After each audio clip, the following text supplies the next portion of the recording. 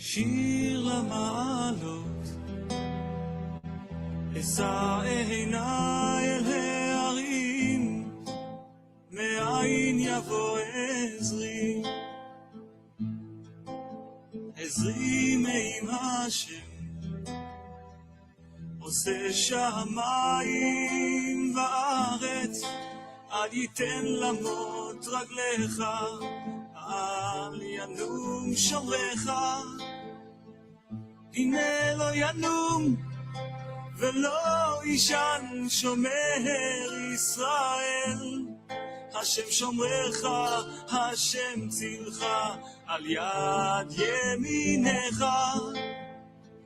יומם השמש לא יקקה וירח בלילה, השם ישמורך מכל רע, ישמור את נפשך, השם ישמור צאתך ובואך מעתה ועד עולם.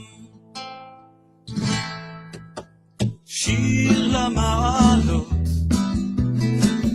אשא עיניי אל ההרים, מאין יבוא עזרי,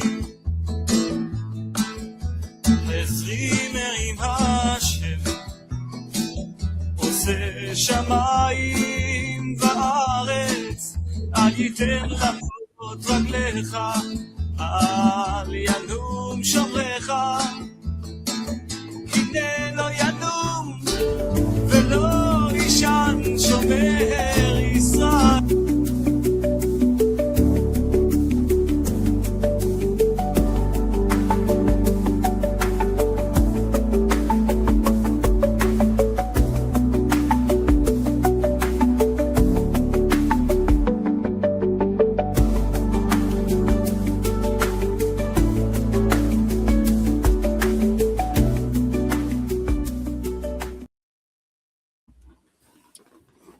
Shalom, shalom everybody, and welcome to the World Alliance of Qara'im podcast. My name is Hakham Melech Rahmiel ben Yaakov of the World Alliance of Qara'im, and we have a very special and very interesting guest with us here today. We're going to be speaking with George Elvira, who characterizes himself as a Torah-keeping Christian. So let me give you a little bit of a blurb about him. So George is a Torah-observant Christian, and he runs the YouTube channel Hebrew Hill, to which this is being live streamed, as well as to my channels at the moment. And George believes that all people that want to be in covenant with God must keep the laws of Moses, must keep the law of Moses. He is the head of the Ashrei Fellowship in northern Idaho. The stated goal of which is to keep the commandments of God, magnify the Torah, and make it honorable in the spirit of Yeshua's teachings. And while he is not busy doing his important work within the world of religion, he works in finance, and he's the proud father of 6 children, together with his wife of 14 years. He's also an avid homesteader, and we've linked his Instagram account if you want to check out more about his homesteading. So that's a quick blurb. We're going to be having a discussion about Karaism in general, about Torah observance in general. We're going to be focusing on a lot of things that we are in agreement with, and I'm sure we'll talk and focus a bit on some of the things that we disagree over in a very friendly and respectful manner. But here we go. George, would you like to introduce yourself and add anything that you would like to add? Yeah, thank you, Melech. I appreciate your introduction, and thank you so much for taking time to have a conversation with me. I came to the belief in God at the age of 30 after being an atheist for my life. And at the age of 30, I essentially called out to God through Jesus. At the time, that's how I knew him. And I said, God, if you are real, please heal me from this addiction, and I will serve you all the days of my life. And God was very faithful to honor that promise to me. So now my job, as I see it, is to honor the promise that I made to him. And in my heart, it's been put in my heart to do what Yeshua said, right? I know that he and a lot of people take that and kind of go in different directions. My understanding that I believe that I've been given is that Yeshua taught the Torah, and his goal was to magnify the Torah and make it honorable. And this is stated on the Sermon on the Mount, where he says, whoever therefore keeps and teaches even the least of these commandments shall be called great in the kingdom of heaven. So my sole duty in life is to be an example of Yeshua, to be a good father, and to communicate the hope that there is in God's Torah and God's word. And I think that is a universal thing that people can adopt and truly find meaning for their lives, and truly find hope, because I believe we're very much so lacking that in our day and age. Very nice. So as a Christian, so many Christians do not believe that they are required to observe the Torah, right? Standard Correct. Christian doctrine would say, or at least used to say, that the Torah was the law was nailed to the cross, right, along with Jesus / Yeshua. So how did you come to the realization that as a Christian that you were meant to keep the Torah? So I was heavily involved in the church that I was in formerly. We were in a lot of the ministries. We do a lot of the street evangelism, feeding the homeless. Like I said, I still kind of have the same heart, where I know that the Bible is the true hope for humanity, right? And so my heart was to help homeless people and spread the word and say, look, there's hope in God, and there's redemption, and you don't have to live this way. Give your life over to God, right? So initially, that was always my goal, because I was addicted to alcoholism, and I found complete peace after believing in God, and I wanted to share that as well with others. And then so we were doing these street ministries, and one of the guys that would jump was in the ministry with us. Eventually came back, and through a series of events, shared with me that we should be keeping the Torah, shared with one of my friends as well. His name is Simon, that we should be keeping the Torah. And we both looked into it. And long story short, after 6 months, for me, at least, of battling with it and saying, no, we don't have to do these things. These are nailed to the cross. These are a burden. These are things that are not applicable to us because we're in some new covenant. After studying it out, I found no inconsistency with the Old Testament. So I believe that Yeshua, as I've come to know him since then, is fully compatible with the Torah and doesn't contradict anything. If anything, what contradicts the Torah is going to be the man-made doctrines that we've added, like you said, right? Nailed to the cross. That is a doctrine that would utterly contradict with the Torah that states that nothing shall be added or taken away from this Torah. And so once I realized that the Torah was the foundation for all scripture, the Bible became one solid story, one consistent story to me, where nothing was done away with, and I should read it with that understanding. Mm-hmm, mm-hmm. And what would you say to Christians who might claim, well, Paul preached that non-Jews don't need to keep at least parts of the law? For instance, he made a decision regarding circumcision that non-Jews don't have to be circumcised. How would you reconcile your belief system with, let's say, again, more standard Christianity, where they would maybe turn to the words of Paul to say that if you're not part of Israel, if you're not Jewish, then you don't need to keep these laws? Yeah, believe the answer is summed up in the New Testament. There's a verse in 2 Peter where it says that the writings of Paul are hard to understand and the lawless twist them to their own destruction. And we see that being played out in the book of Acts, where people are saying, Paul, you're here, and people are going to say, what shall we do here? Because they believe that you're teaching them not to observe the commandments of our fathers given by Moses. And what shall we do? And Paul says, they recommend to him to essentially take a Nazirite vow and offer some sacrifices and do the entire process that is outlined in the book of Numbers in order to show that he does keep the law. So what I believe is being conflated there is tradition and law. Paul was teaching, I believe, against the traditions as developed by Pharisaism, and then people aren't able to differentiate between Torah and tradition. And when Paul says you don't have to keep this certain tradition, for example, you don't have to be worried about eating something that's common versus which is an additional level than Torah-based unclean, right?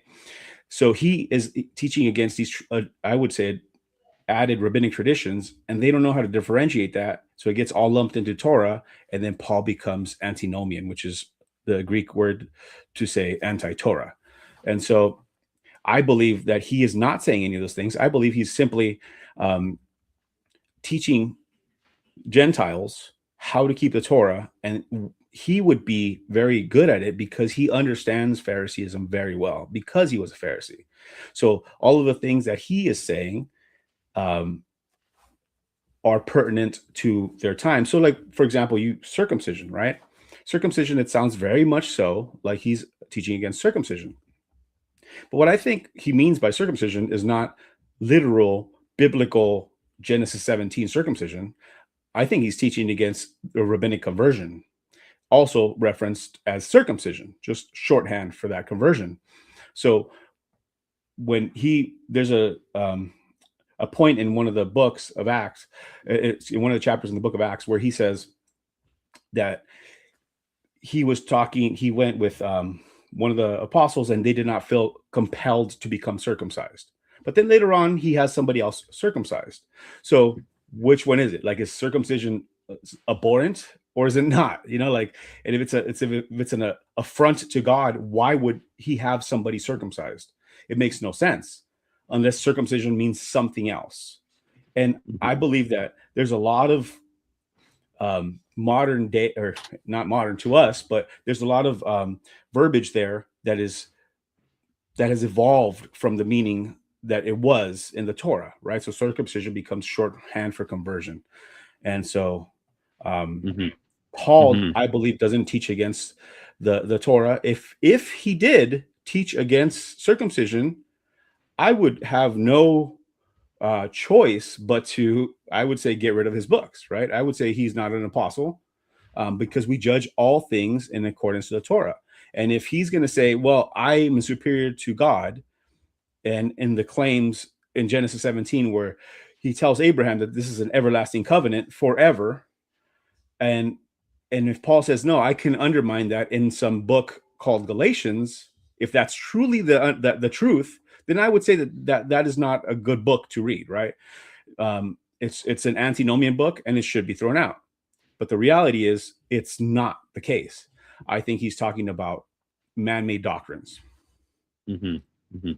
I see what you're saying. So essentially, to put it in a nutshell, your belief is that Paul is generally misunderstood, that he's not antinomian, and that where he speaks against circumcision is essentially a stand-in. It's the context, or contextually speaking, what you believe there is that he's really speaking about rabbinical style or Pharisaic style conversion, and not around about circumcision per se.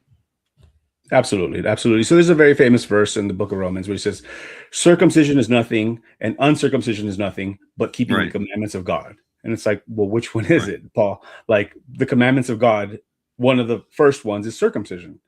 And Right. so what is it? And Yeah. if I believe that's circumcision, Galatians 6:15, if I'm not mistaken. In fact, let me post the verse. But yes, go ahead. yeah. So the point that I'm making is that circumcision, if it's so terrible, why does he point you to keep the commandments of God? And then in Christianity, you're forced to make up this kind of nebulous understanding of where laws come from.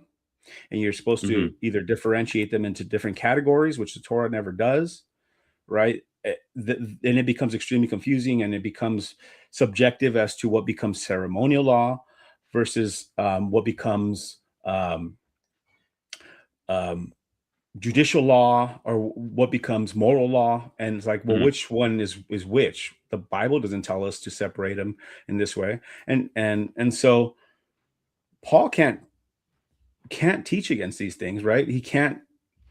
Jesus can't teach against these things. Nobody can teach against any of these. Ezekiel can't teach against any of these things, right? So no one can teach against the Torah. And so if there is a prophet that rises among you and tells you to follow other gods, teaching you to stray from the commandments of God, that prophet is not to be feared, and you're supposed to put him to stone death. him, put him to death. That's right. I understand. Okay. So again, to kind of paraphrase what you're saying here, if it were to come down to it, that it turns out that Paul was actually teaching against keeping the commandments of the Torah, then you would be, in theory, you don't believe so in practicality, but in theory, you would be ready to toss him aside, say he's a false prophet, and rip his books right out of the canon of the New Testament. I understand. Absolutely. Yeah, absolutely. I think that would be the case for all. But I have learned it over the years to be patient when it comes to biblical understanding, because a lot of the times you read something and it doesn't make any sense. And I think that all the things can be reconciled to the Torah. And if they can't, you just shelf them, and then later on you might get the answer, right? Because we're so far removed societally and just on the language level, because there's some words that are just not familiar. They have so many hapax legomenons where you have like one usage in the Bible, and you're like, well, what does that mean? I'm not sure. Right. So we can't draw these super hard lines because there's some things that are a little bit opaque. And so we should major, as people would say, major in the majors. And I believe that is the things that are clearly stated, right? The 10 Commandments are very easy to understand. The things within the Torah, for the most part, are very easy to understand. But some of the more niche things where you have like, for example, in the Torah where it talks about oil, and or it's talking about a woman and divorcing a woman, and one of the and list the 4 things that have to be met to make a marriage. What am I trying to say? It's okay. Take your time. Yeah, to try to make a marriage valid, right? And it lists these 4 things. One of them is traditionally understood as like intercourse between a man and a woman, right? But that word could very much so mean oil, or like you're providing her day-to-day needs, or cosmetic needs and supplies, right? So it becomes a little challenging, because when you're going, well, what does that actually mean? I think we have to have patience and not just be like, well, I don't understand this, move on, I'm done with the Torah. I believe in shelving it, and then maybe later on additional knowledge comes through, and we're able to decipher some of those things that might be a little bit more difficult to understand. And by the way, the verse you're talking about, let me just bring it up for 1 second.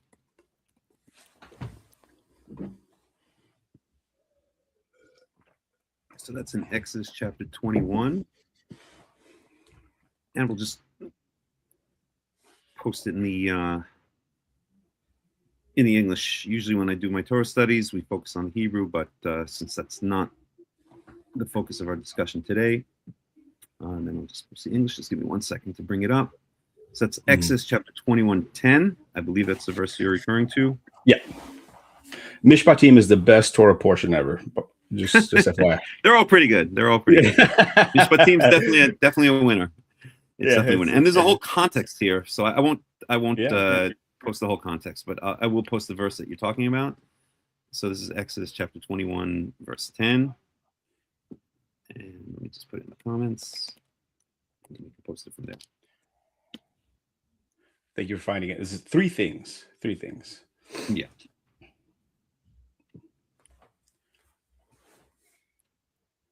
And there we go. Right. If he marries another woman, he must not deprive the first one of her food, clothing, and marital rights, which is generally understood as onata. It says in the Hebrew, her a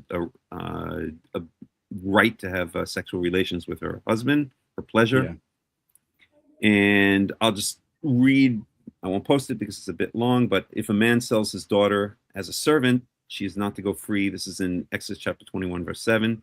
If a man sells his daughter as a servant, and this is the NIV translation, by the way, which I actually think is a decent translation. There are some better ones, but it's pretty decent. If a man sells his daughter as a servant, she is not to go free as male servants do. If she does not please the master who has selected her for himself, he must let her be redeemed. He has no right to sell her to foreigners because he has broken faith with her. If he selects her for his son, and this is the case we're talking about in Exodus 21:10, he must grant her the rights of a daughter. If he, meaning the son, marries another woman, he must not deprive the first one of her food, clothing, and marital rights. In other words, this woman, Israelite daughter, is not to be treated as a slave woman. She's to be given the respect of a wife. Amen. Verse 11 says, if he doesn't provide her with these three things, she's to go free without any payment of money. Okay, so that's just to put it in perspective there. And my understanding of that word "onah," right? It's only used once in the Bible overall. It's not used in Tanakh, right? It's not used in the Torah elsewhere. And I've read articles and different studies by different scholars, and they'll say that in adjacent Semitic languages, that "onah" is similar to what they would use for oil, and that oil is a possible understanding, which then would make sense to me, because it would be food, clothing, and cosmetics, or essentially you have to support this woman, right? That's how I understand it. It could be, yeah. Again, usually it's an interesting study, or that's an interesting interpretation. I have heard that before.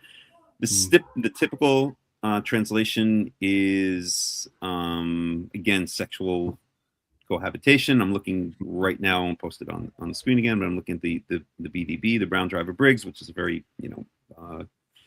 well recognized biblical Hebrew lexicon, and they translate it there as cohabitation. But sure, as you said, it's a hapaxagamenon, and which, for those of you who don't know what that means a word that appears only once in the entire Tanakh. If you were to go to the concordance and look up that word, you would see only one occurrence of that word, and that would be here in Exodus 21:10. So therefore, and what George is pointing out, and correctly so, is that whenever you run across words that fall under the category of hapaxagamenon, there's always a question as to, I won't say always, but many times is the question as to what they mean, because we don't have multiple appearances of the word in various contexts to be able to kind of derive the underlying meaning of the word. So very interesting alternative. So you say it's related to oil, and you said you've read studies that therefore Exodus 21:10 would be interpreted as if this man, the son, marries another woman, he must not deprive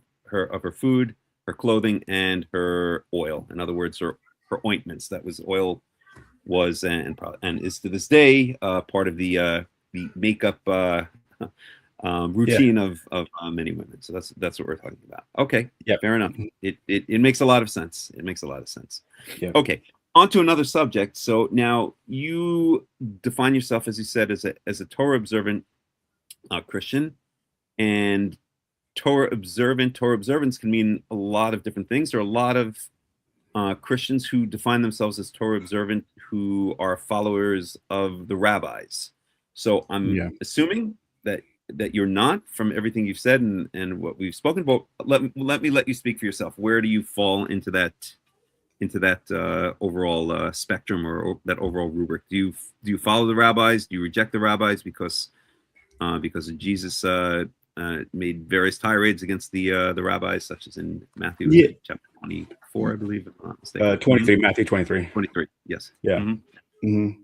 Yeah, I it's funny because I would consider myself probably a Karaite Torah observer or Karaite Messianic, right? Because usually in our world, you're Messianic. That essentially means that there's a tie to some form of rabbinic tradition, and I completely reject all that. I interpret the New Testament as Yeshua rejecting the entire system that has been developed by the Pharisees, which later on will evolve into Rabbinic Judaism, right?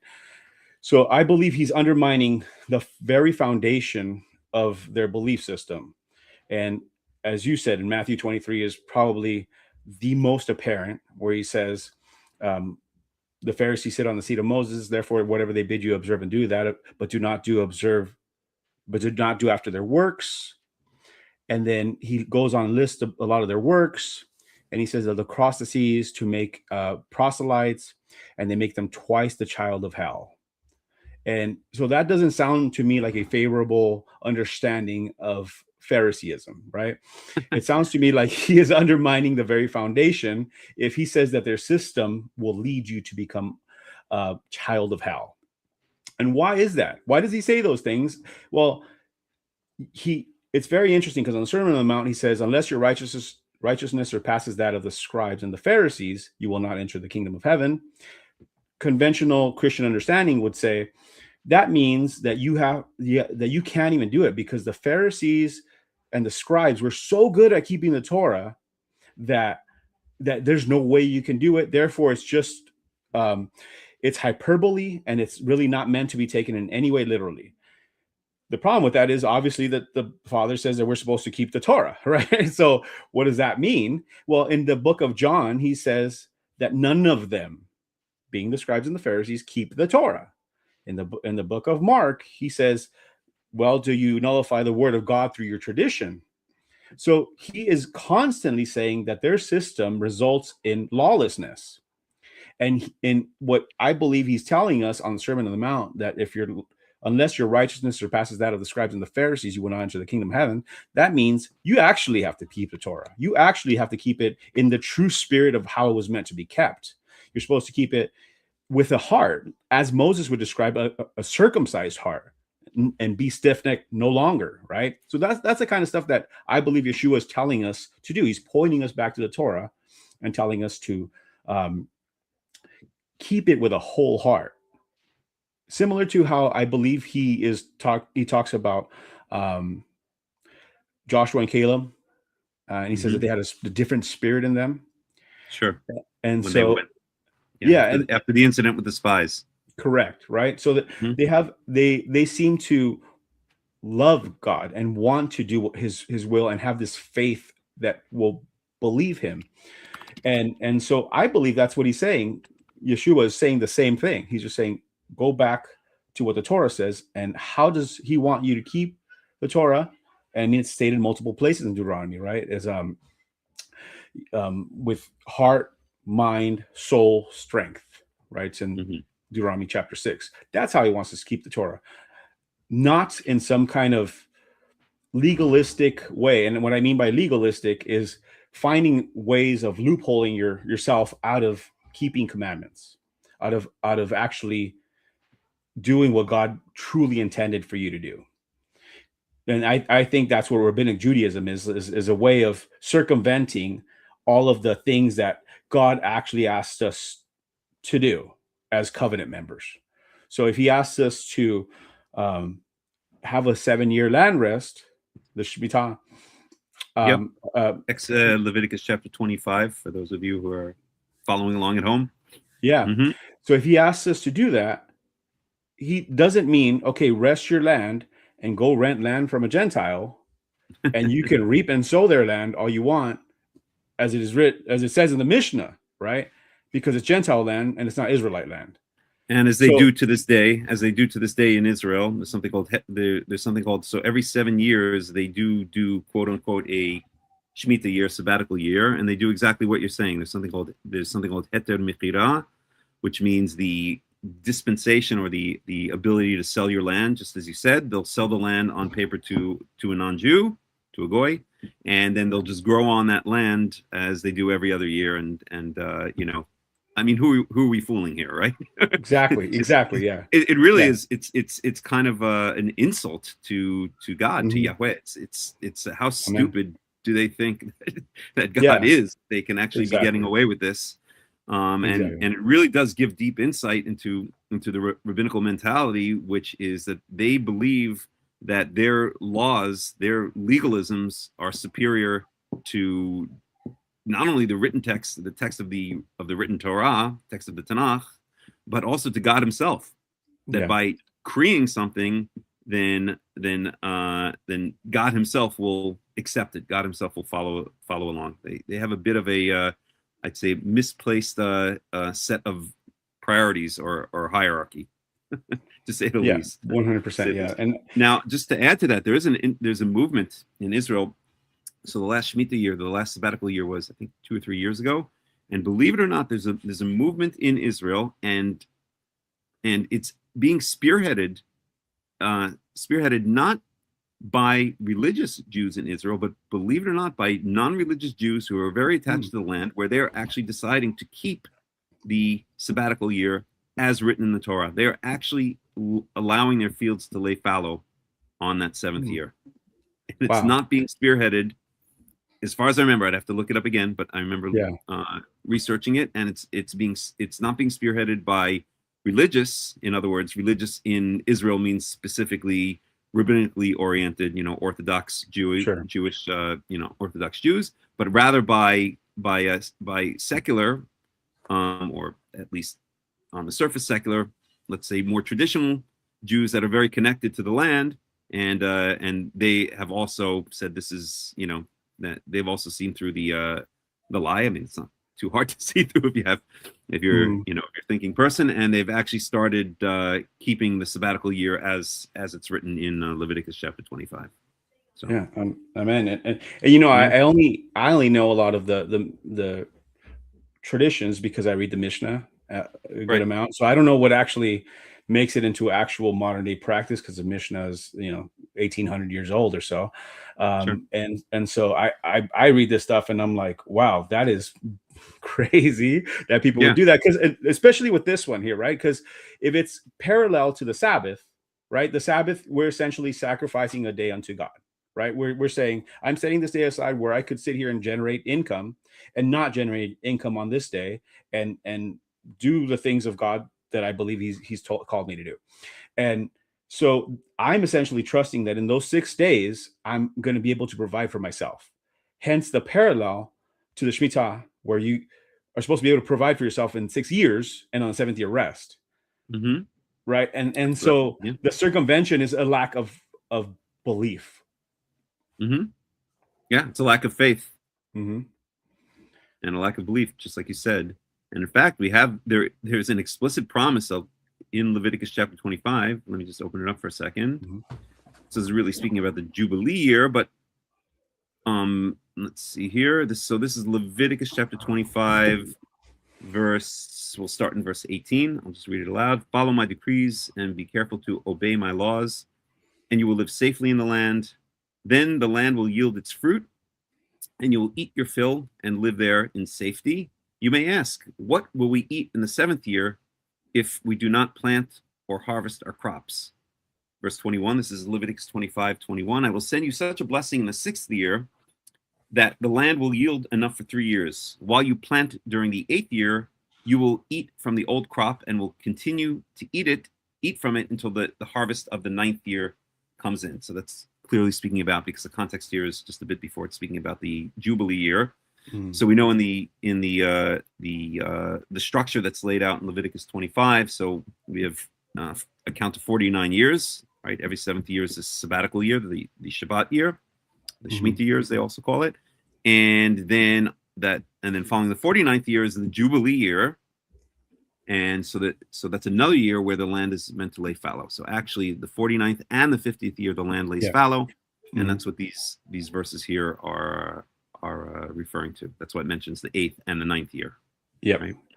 So at any rate, yeah, it clearly states that it says in verse 21, I will send you such a blessing in the 6th year that the land will yield enough for 3 years. Right. Yeah. So that's the idea of, we first have to have the faith that this is going to happen, and then it will happen. if we don't have the faith, then we can never, even put Yahweh to the test. He's actually saying, right, that if you allow the land to rest, then I will bring the blessing upon you. And actually, we go one chapter later in Leviticus chapter 26, and we were just studying this yesterday. We do a weekly Torah study. So let's see if I can find this here. This is Leviticus chapter 26. Where is it? Just give me 1 second here. Yes. I remember my comment. Wait 1 second. Yes. So for the land will be given and will enjoy. Oh, wait. Just give me 1 second here. Let me see if I can find it. There it is. Okay. So this is Leviticus chapter 26. We'll start in verse 32. So it's speaking about, this is usually called the chapter of the blessing and the curse, or the reward and the punishment.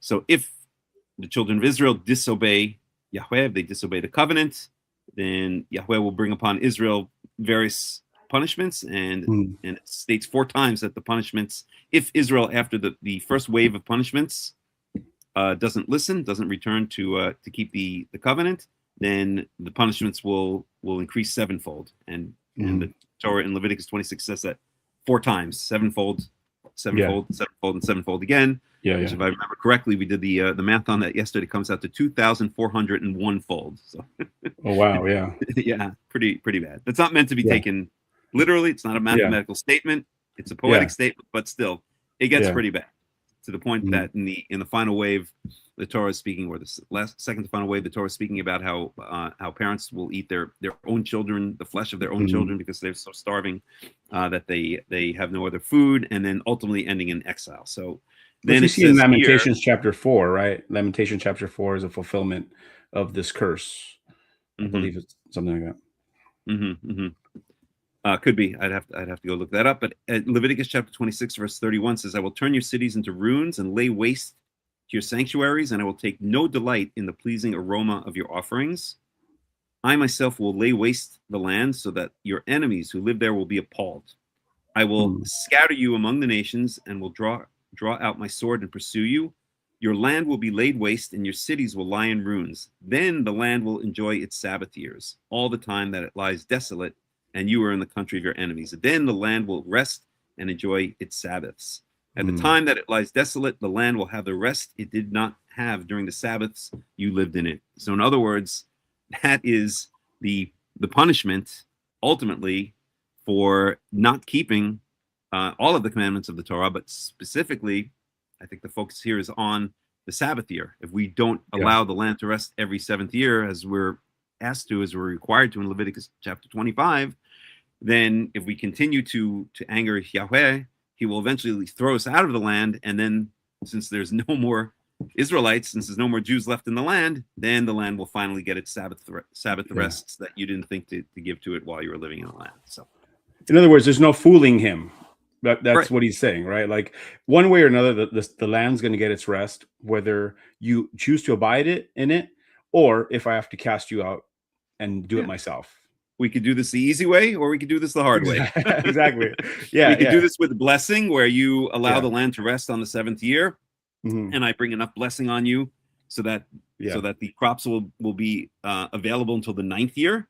Or you can continue to enrage me, you can continue to infuriate me, and then my punishments will increase 7-fold, and then another 7-fold, and then another 7-fold, and then another 7-fold, which will result in your exile. You'll be thrown out of the land, and then finally the land will rest. I will allow the land is going to rest one way or another. It deserves its rest, just as every human being deserves their rest on the Sabbath day, and it's going to get that rest one way or another. So it's beautiful. It's very poetic, and yeah, absolutely.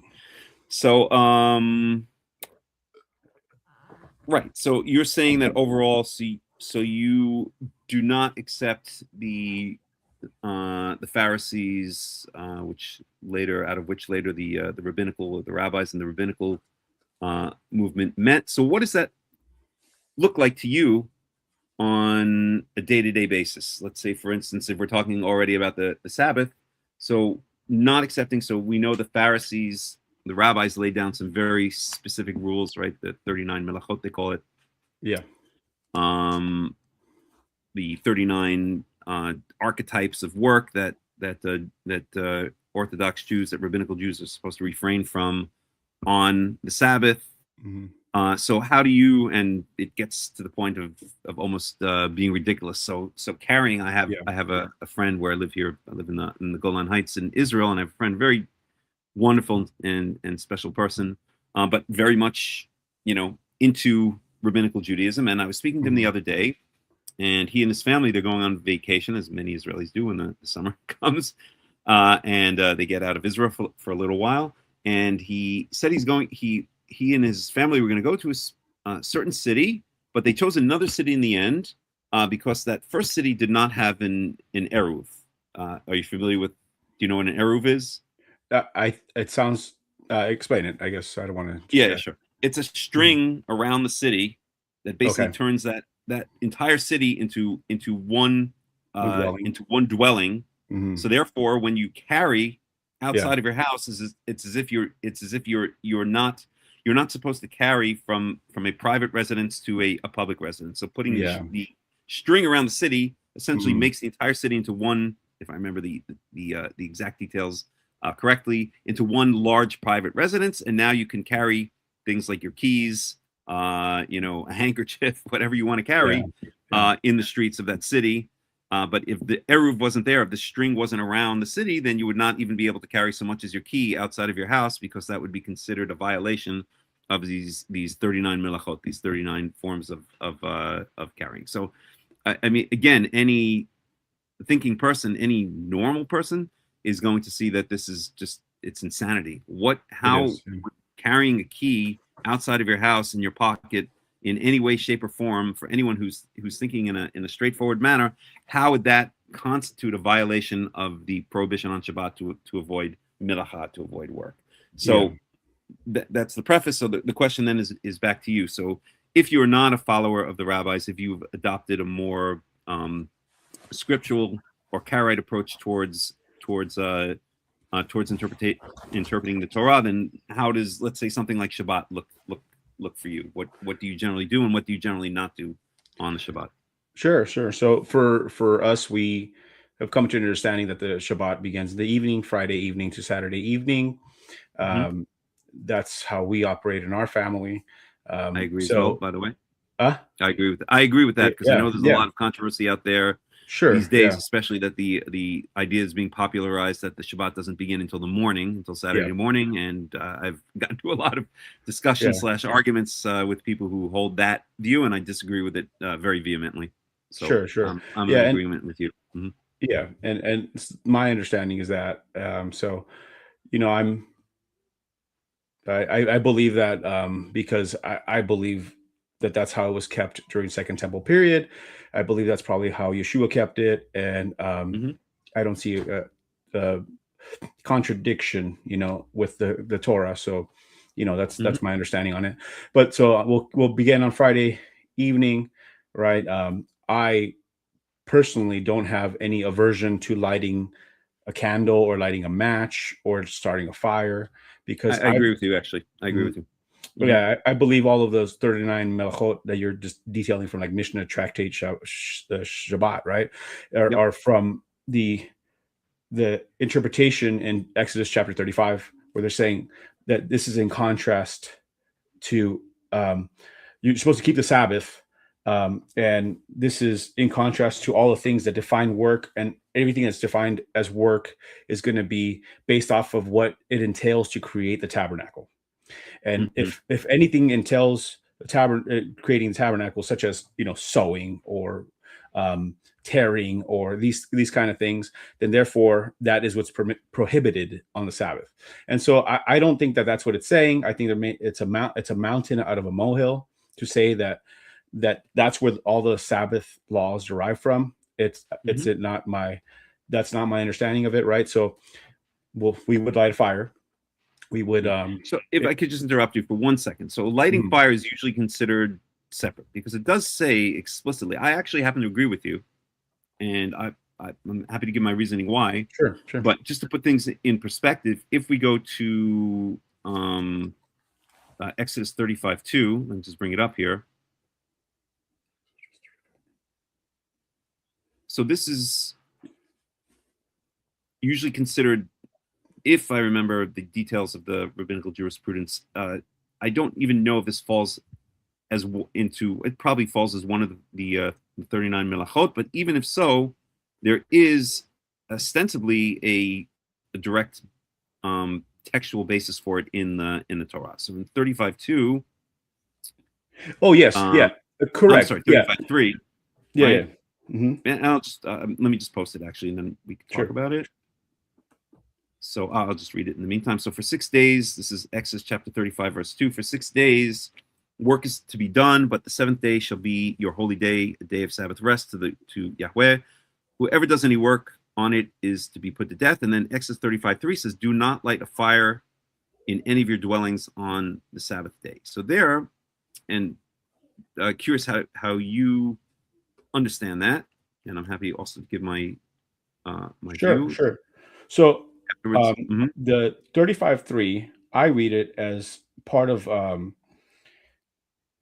the following portion, right? In verse 4, it says, Moses spake unto all the people of the congregation, the children of Israel, saying, this is the thing which Yah commanded, saying, take from among yourselves unto Yah whoever is willing, of a willing heart, let him bring an offering to Yah of gold, silver, and brass.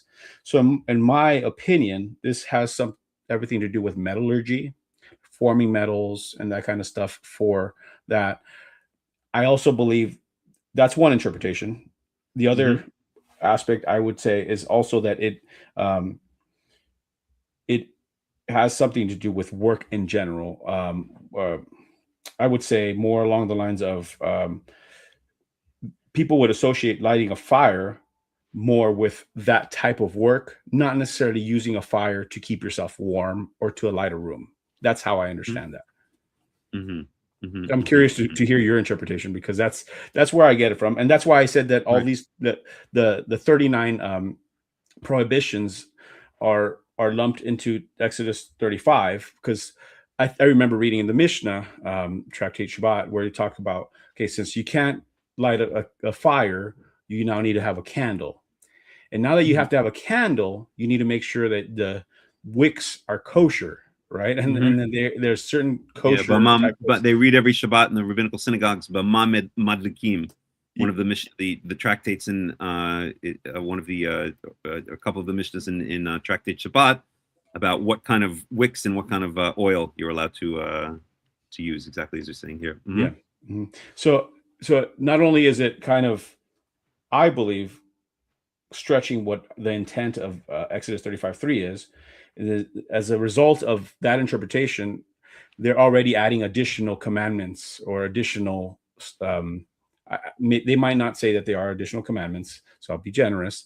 But I believe that they are definitely expectations of anyone within the religion, where they would say, "Well, if you're not abiding by this, you're going to either be frowned upon very harshly, or you might even be excommunicated." Yep, I hear you. I'm trying to post this here. Let's see. Oh, finally. I don't know why it was being flagged as spam by YouTube. I was just quoting Exodus 35:3, but we finally got it. So it's Exodus 35, verse 3. Exodus chapter 35, verse 3. Do not light a fire in any of your dwellings on the Sabbath day. So I have a slightly different take on it. Sure. And I agree with you. I agree with your conclusion that we are allowed to light a fire on once Shabbat comes in. But so the way I see this verse is, so the context really, whenever we look at Shabbat, and Shabbat appears many times throughout not just the Torah, but throughout the Tanakh, we have many examples of violations of the Shabbat. So for instance, in the book of Nehemiah, it speaks about the surrounding nations bringing in merchandise to sell on Friday night, Mhm. or to bringing it into the gates of Jerusalem on Friday night to sell it on the Shabbat day, and eventually Nehemiah decides to lock the doors before sunset on a Friday night. By the way, another proof that Shabbat comes in Friday night. But so we have many mentions of the Shabbat throughout the Tanakh, but the only mention in the entire Tanakh of a prohibition against fire is right here in Exodus 35:3. Even in the Torah itself, the 5 books of Moses, Shabbat is mentioned. I don't have the count offhand, but I'm guessing at least 20 times, maybe even more. And never again is a prohibition, an explicit prohibition against fire mentioned. Not anywhere in the rest of the 5 books of Moses in the Torah, and not anywhere in the rest of the Tanakh. So this is the only place. This is kind of a it's not a hapax legomenon, but it's a verse. Yeah. The hapax concept, we'll call it. Yeah. So at any rate, so I think that's our first tense.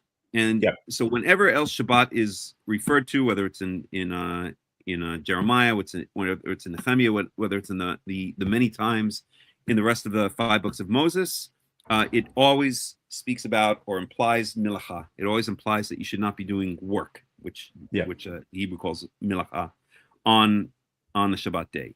And we even get reasoning. So in Exodus chapter 20, when the 10 Commandments are given, and I'll just turn to that for a second, we're getting explicit reasons in a number of places that we are to keep the Shabbat, right? So for instance, in Exodus chapter 20, verse 8, it says, remember the Sabbath day by keeping it holy. 6 days you shall labor and do all your work, but the 7th day is a Sabbath to Yahweh your God. On it you shall not do any work, neither you, nor your son, nor your daughter, nor your male or female servant, nor your animals, nor any foreigner residing in your towns, right? So the idea is that the reason that's given in many places is that we don't work in order that these the son, the daughter, the slaves, even the animals also get a day of rest, right? Amen. It's kind of a there's a social reason behind it, because these are entities that could easily be taken advantage of on the Shabbat, right? You can make your animals work, you can make your slaves work, and here we're told that you don't work in order that it doesn't say in order here, but there are other verses where it explicitly says in order that your son, your daughter, your male, female servant, etc., don't work, right? So we see again and again that the prohibition on Shabbat is not to do work. We rest. All of the members of the society rest. All the members of our household rest, and that makes a lot of sense, right? Yahweh rested on the 7th day, right? It even says in the following verse, for in 6 days Yahweh made the heavens and the earth, the sea, and all that is in them, but he rested on the 7th day. Therefore, Yahweh blessed the 7th day and made it holy, right? So we have reasoning as to why we're supposed to rest, not do work, okay? So I see the essence of the Shabbat as refraining from doing work, what the Torah calls milacha, okay? And so then how do we explain Exodus 35:3, the one verse where it does explicitly mention not to light, sometimes translated as kindle, not to light a fire on the Shabbat? I think that's the Torah is giving there the paradigm of the classic example of the type of work that in ancient times would have been done on Shabbat. And it's not speaking explicitly about just flipping a switch and lighting the fire. It's speaking about all of the work that was necessary in ancient times to get a fire to be lit, such as going out, gathering the wood. And we even have the story of the wood gatherer, right? We can get to that in a second.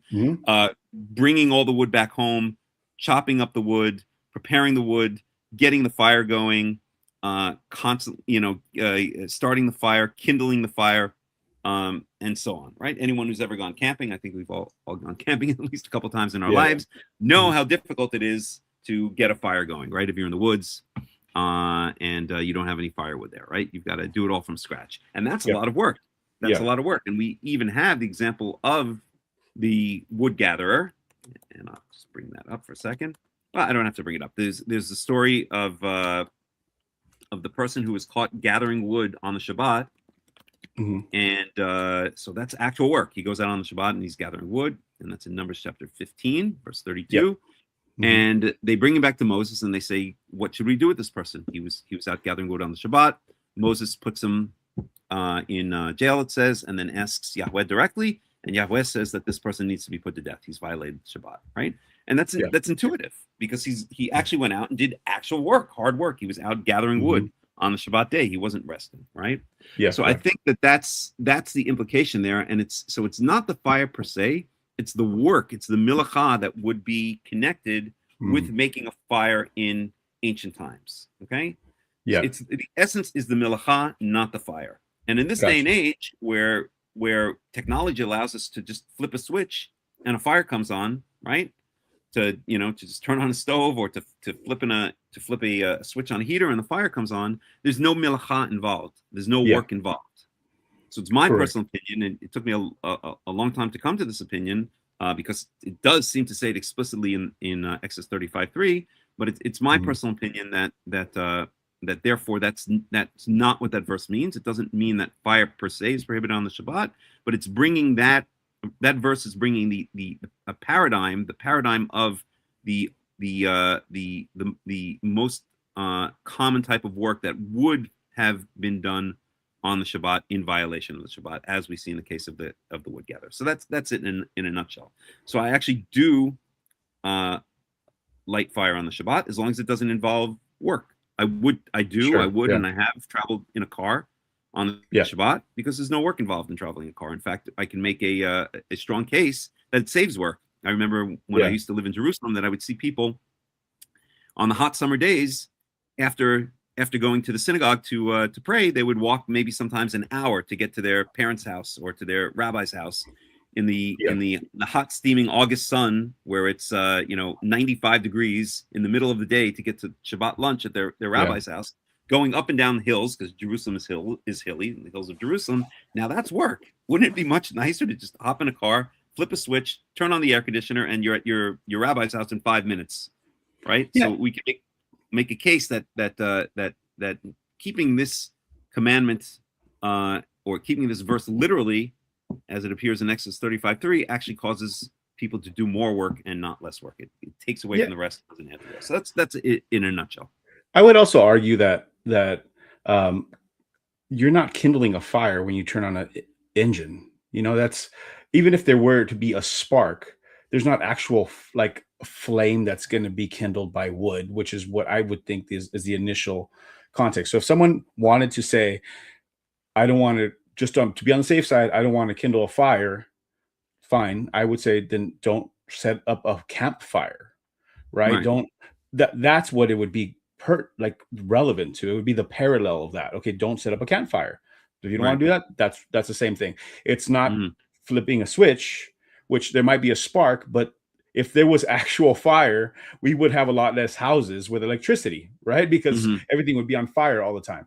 The other proof that I would use is Leviticus 6:12. Leviticus 6:12, it says, and this is with regards to the priests, right?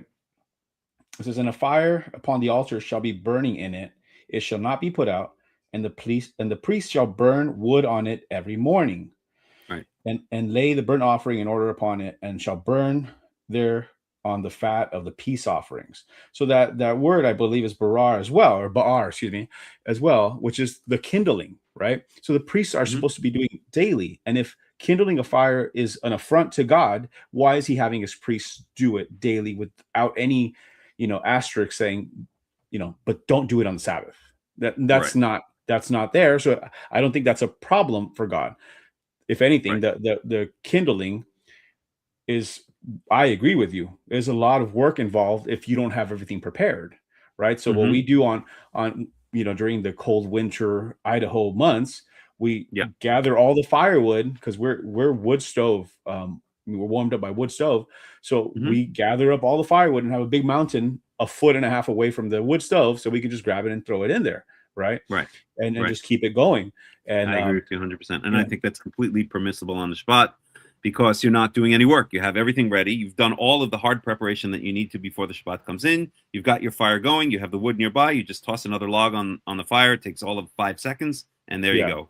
Right. Exactly. And it would be, and that's another proof, by the way, that I have, that it's just not, it doesn't make logical sense to say that no in ancient times and in modern times, if you use wood to heat your home, it doesn't make any logical sense that you could enjoy the Shabbat or even survive in some cases without a fire going during the Shabbat. And it gets pretty cold in Israel. Everyone thinks Israel is just a hot desert, but that's not the truth. There are high elevations, and in the wintertime it can get, where I live, which is not even among the highest elevations. We're on kind of a plateau at I think at around 2,000, maybe 2,500 feet above sea level. It can easily get down into the mid 30s at night. And if you go further up into the northern Golan Heights, you're talking about it getting down into the 20s and into the teens.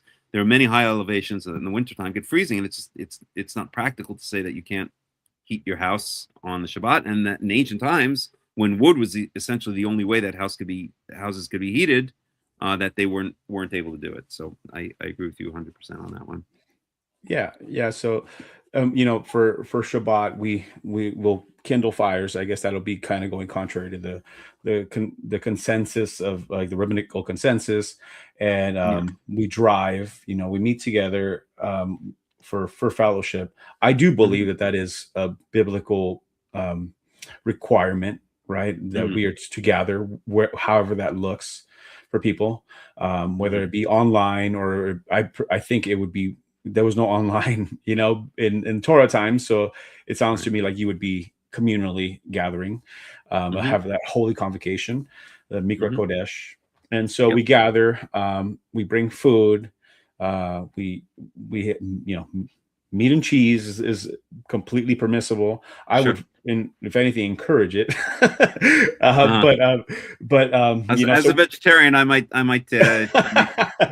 which is fine, but that's okay. Yeah, no, that's fine. I don't have a problem with people that that don't eat meat. That's not a problem. But I'm just saying, like, in terms of balking against the rabbinic norm, I'm very much so what's called approving of that. Just because it is such a turnoff to come into the Torah movement and then go, well, what do I need to do? And then the first thing you get is, well, the rabbis say this and the rabbis say that, and this is how you keep Shabbat. And it definitely helps turn people our way. I think. I agree. Back to by the way, not just Gentiles or not just people outside of Israel, but it turns Jews away. I just gave when I do the Torah studies on Shabbat, I usually start with a monologue, and my monologue was really focusing on this yesterday, that Rabbinical Judaism is responsible, I would say, for most of the problems that we have in Israel right now, and in the Jewish world, because most Jews want nothing to do with it. If they did a couple of 100 years ago want something to do with it, they want nothing to do with it anymore, and it's creating so many problems in this nation that I think it can indirectly, if not directly, be held responsible for things such as what happened on October 7th, the wars that we've gotten ourselves into, and the incredible social tensions that often arise in Israel between the religious and the so-called religious and the so-called non-religious. But anyway, I'm sorry. Go ahead. No, and that's my perspective as well, too, right? With regards to, how Jewish people see the Torah. And then it's the same thing for Christianity, right? Christianity sees the rabbinic interpretation as synonymous with the Torah. So I remember coming into the Torah movement, and then the first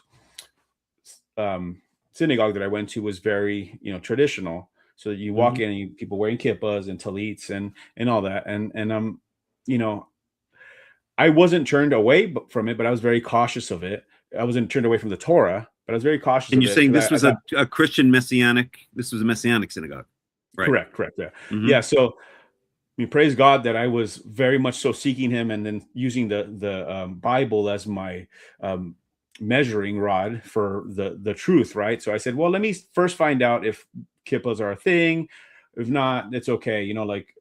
Maybe that's just a preference or whatever, and all these things. So like I could see that the being historical or something like that, but it's just not a biblical commandment. So, I don't do that personally. So back to Shabbat, for our fellowship, I don't wear a kippah. I don't wear a talit. I do wear tassels. Neither do I, as you can see. Yeah. I wear tassels on a day-to-day basis. Mhm. And so those are like the differences, right? Where we've encountered up here, people from our fellowship have encountered like rabbis. And like, so for example, I have a specific example of one of the young ladies in our fellowship. She wears tassels. And because we believe that, men and women should wear tassels. There's no explicit prohibition one way or the other. And so she's wearing tassels, and she was encountered by a rabbinic rabbi. And the rabbinic rabbi very nicely spoke with her and pulled her aside. She said, just so you know, this is why, women don't wear these tassels, and kind of explained this to her.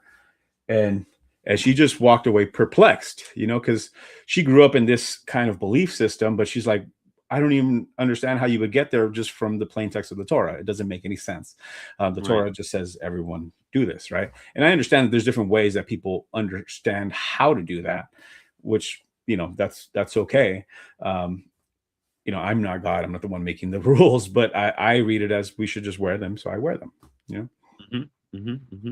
Yeah, I think the rabbi's opinion is that any commandment that is time limited, that is not a 24-hour day, 24-hour day, 7-day a week commandment, that women are exempt from it. If I remember their reasoning correctly, so they would say that because the tzitzit in the rabbinical view, even men don't really have to wear tzitzit at night. The tzitzit are the fringes at night because it says you should see them, and so they make an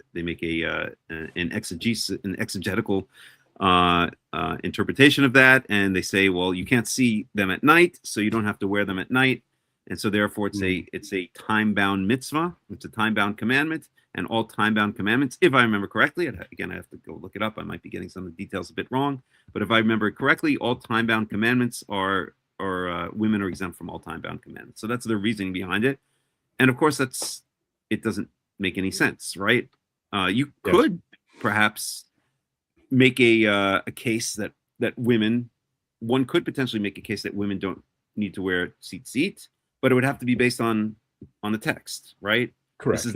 This is not in a logical way based on the text, right? This is making an almost ridiculous, exegesis on the idea that since you can't see the tzitzit at night, you don't have to wear it, and all women are therefore exempt from it because they're exempt from all mitzvot that are time bound, right? That's just not logical flow of thought.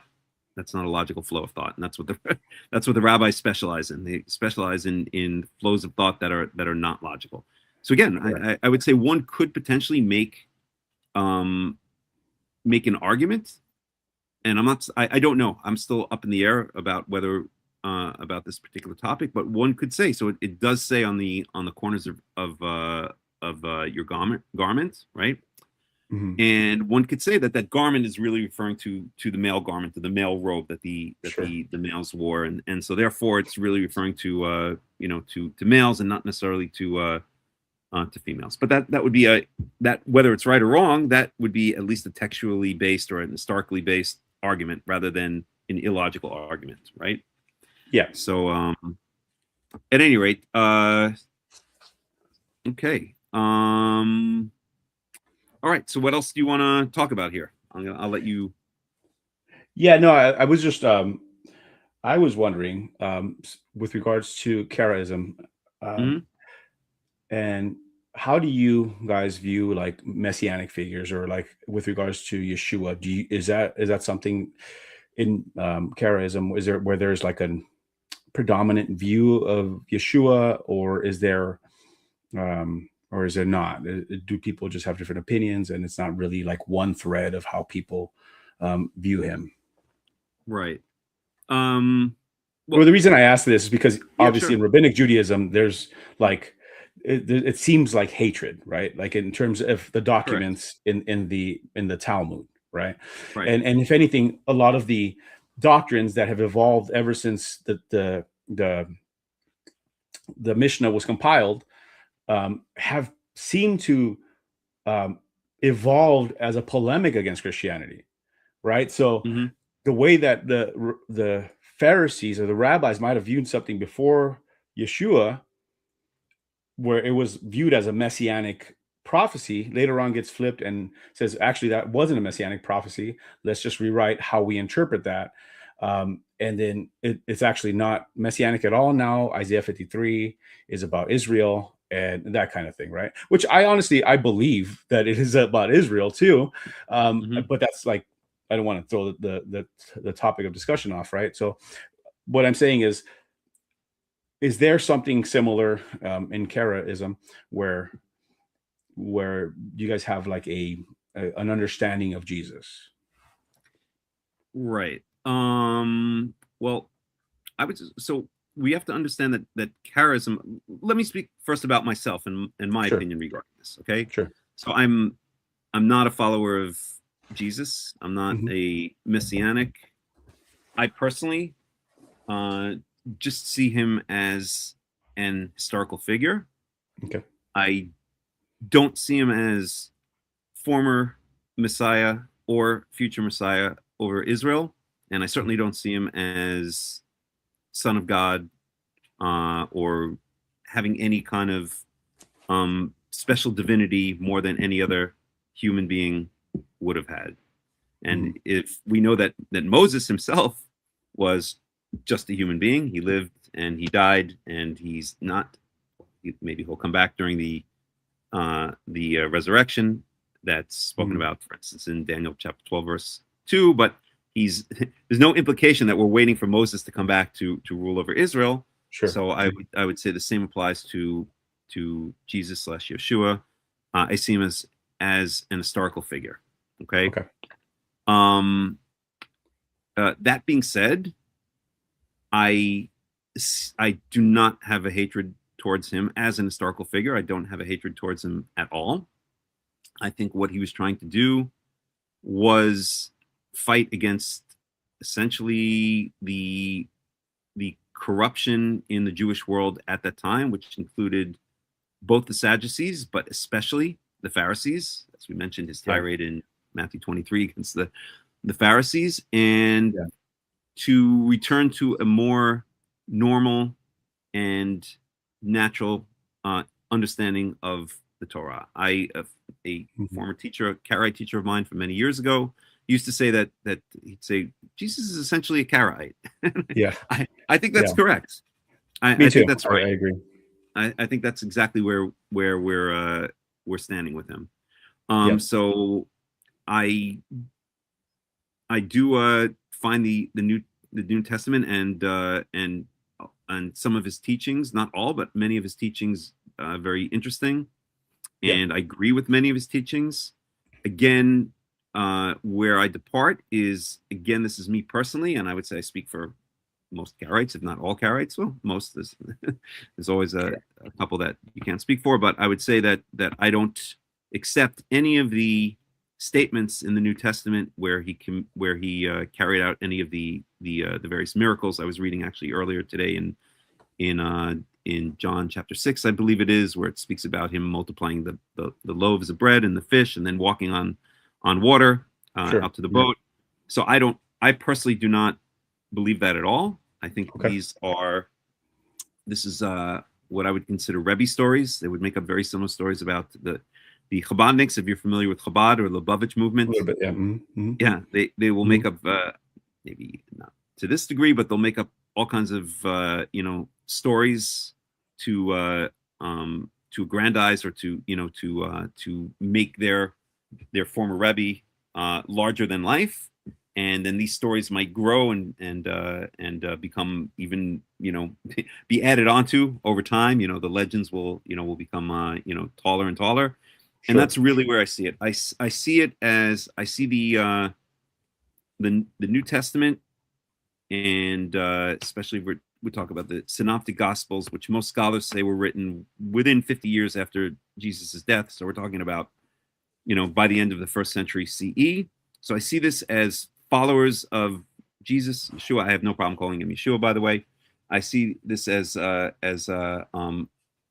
Rebbe stories or tributes to this historical figure Yeshua, that they had taken on, many of them posthumously, after Yeshua had already died, that they had taken on as their Rebbe, and so they made this book which encompassed some of his true teachings, and then added onto it were a whole bunch of legends. So that's where I personally stand. Sure. And I would say that I speak for most Karaites when I would say they probably are either in that camp. So we have to understand that in the Karaite world can be broken up to what we call them the Egyptian Karaites and the Neo-Karaites. So okay. The Egyptian Karaites are the just very briefly, the Egyptian Karaites are the Karaites that were born into the Karaite world. The center of Karaism before it moved to Israel in the early 1950s was in Egypt, and after the War of Independence that the state of Israel fought in 1948, all of the Jews were thrown out of Egypt in the ensuing years, and that included the Karaites. So the center of Karaism at that point moved from Cairo, Egypt, to Israel. Its center today is in Ramla for what we call the Egyptian Karaites, and they are much more traditional. Their traditions stretch back into the Middle Ages. They have something that they call Sevala Yerusha, which means really the burden of transmission, but I hesitate to call it an oral law because it's not an oral law, but it's basically traditions that have grown over the generations that they adhere to.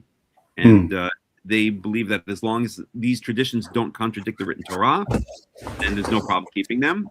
And I have no problem with that in theory. The problem is that over the centuries, they have absorbed a lot of rabbinical traditions, a lot of rabbinical ways of thinking. So, for instance, the religious Egyptian Karaites will wear a kippah on their head. They will wear a yarmulke on their head. They will say prayers. They'll say fixed prayers before they eat a fruit, which are very similar to the rabbinical prayers. So, for instance, if they're going to eat an orange, they'll say Baruch atah Adonai Eloheinu melech haolam borei peri ha'etz, which means thanking God for the fruit of the tree. They'll do ceremonies such as Havdalah, so a traditional ceremony that the rabbinical Jews do when Shabbat goes out, and so on and so forth. And it's more than that. They've really adopted a certain rabbinical mentality over the years, and so those are the Egyptian Karaites. And then the other subgroup is what is generally referred to as the Neo-Karaites. The Neo-Karaites are people like myself that found their way into Karaism. So I was not born a Karaite. I did not grow up as a Karaite. I grew up in a conservative Jewish family in the suburbs of New York. And I left Judaism basically completely after my bar mitzvah when I was 13 years old. I wanted nothing more to do with it. And then in my 20s, I started slowly but surely finding my way back to Judaism, moved to Israel, and became an Orthodox Jew for about close to 10 years. I never really bought into the whole thing, but I became an Orthodox Jew. I lived as an Orthodox Jew at varying levels of observance for close to 10 years. And then in the mid 1990s, I started getting very into reading Tanakh.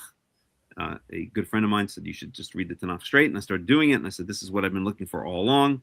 And then eventually I was put in contact with the Karaite community in Jerusalem. And as soon as I met them, I said, this is exactly what I've always been looking for. I knew at that moment that I was going to be a Karaite. But it took a while for me to officially declare because there is a stigma against being a Karaite.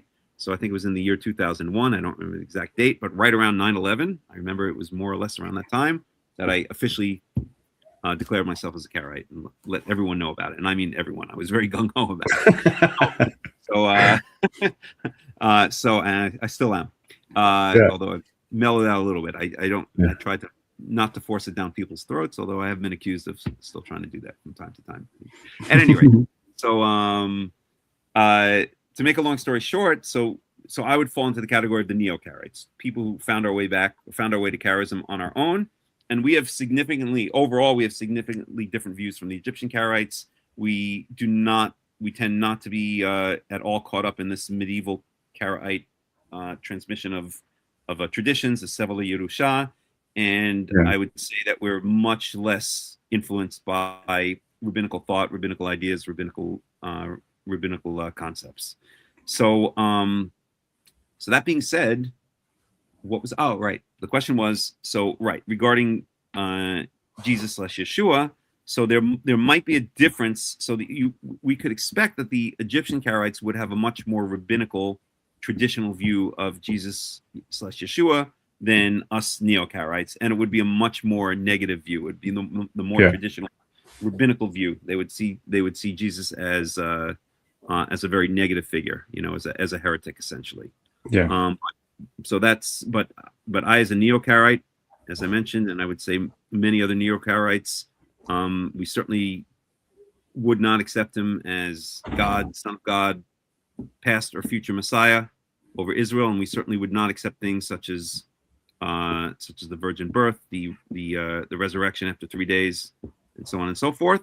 But again, as an historical figure, as just an historical figure who, after the fact, became very important for various reasons, then I have no specifically negative feelings towards him, and I agree with many of his teachings, not all, because again, I was reading earlier in John 6, so let's see if I could bring it up for a second.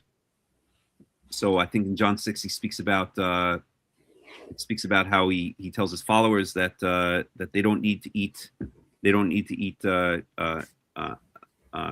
food and drink wine, that his flesh is the food, and that his blood is the wine. And it says afterwards that many of his followers abandoned him with this after this teaching. So things like that, where he seems to be saying that he's presenting himself as a kind of a special messianic figure, that's where I would depart ways with it. I think that this is, and I don't want to cast aspersions, but I've met in my own life people in Israel who kind of had a messianic complex, and when I read things like that from Jesus, then from Yeshua, then I feel like he kind of had a somewhat of a messianic complex. So that's where I stand, straight out, Sure. But I don't have any negative feelings towards him as an historical figure. So it's funny that you said about the Egyptian Karaites, because there's a couple of times in the New Testament where it talks about the beware of the leaven of the Pharisees and the Sadducees, and the thing is, the description is for their leaven is doctrine, and a little leaven leavens a lump. And it's just interesting because that seems to be what happened in the Egyptian Karaite movement, right? You have the leaven of the Pharisees, and that's exactly what I see in Messianic Judaism on my end, right? Like the people, followers of Yeshua, start, the one thing that I find completely difficult to swallow is when people do netilat yadayim, the washing of the hands, right? In my movement, right? When Yeshua explicitly condemns that very practice in Mark chapter 7. So I find that offensive to some degree, right?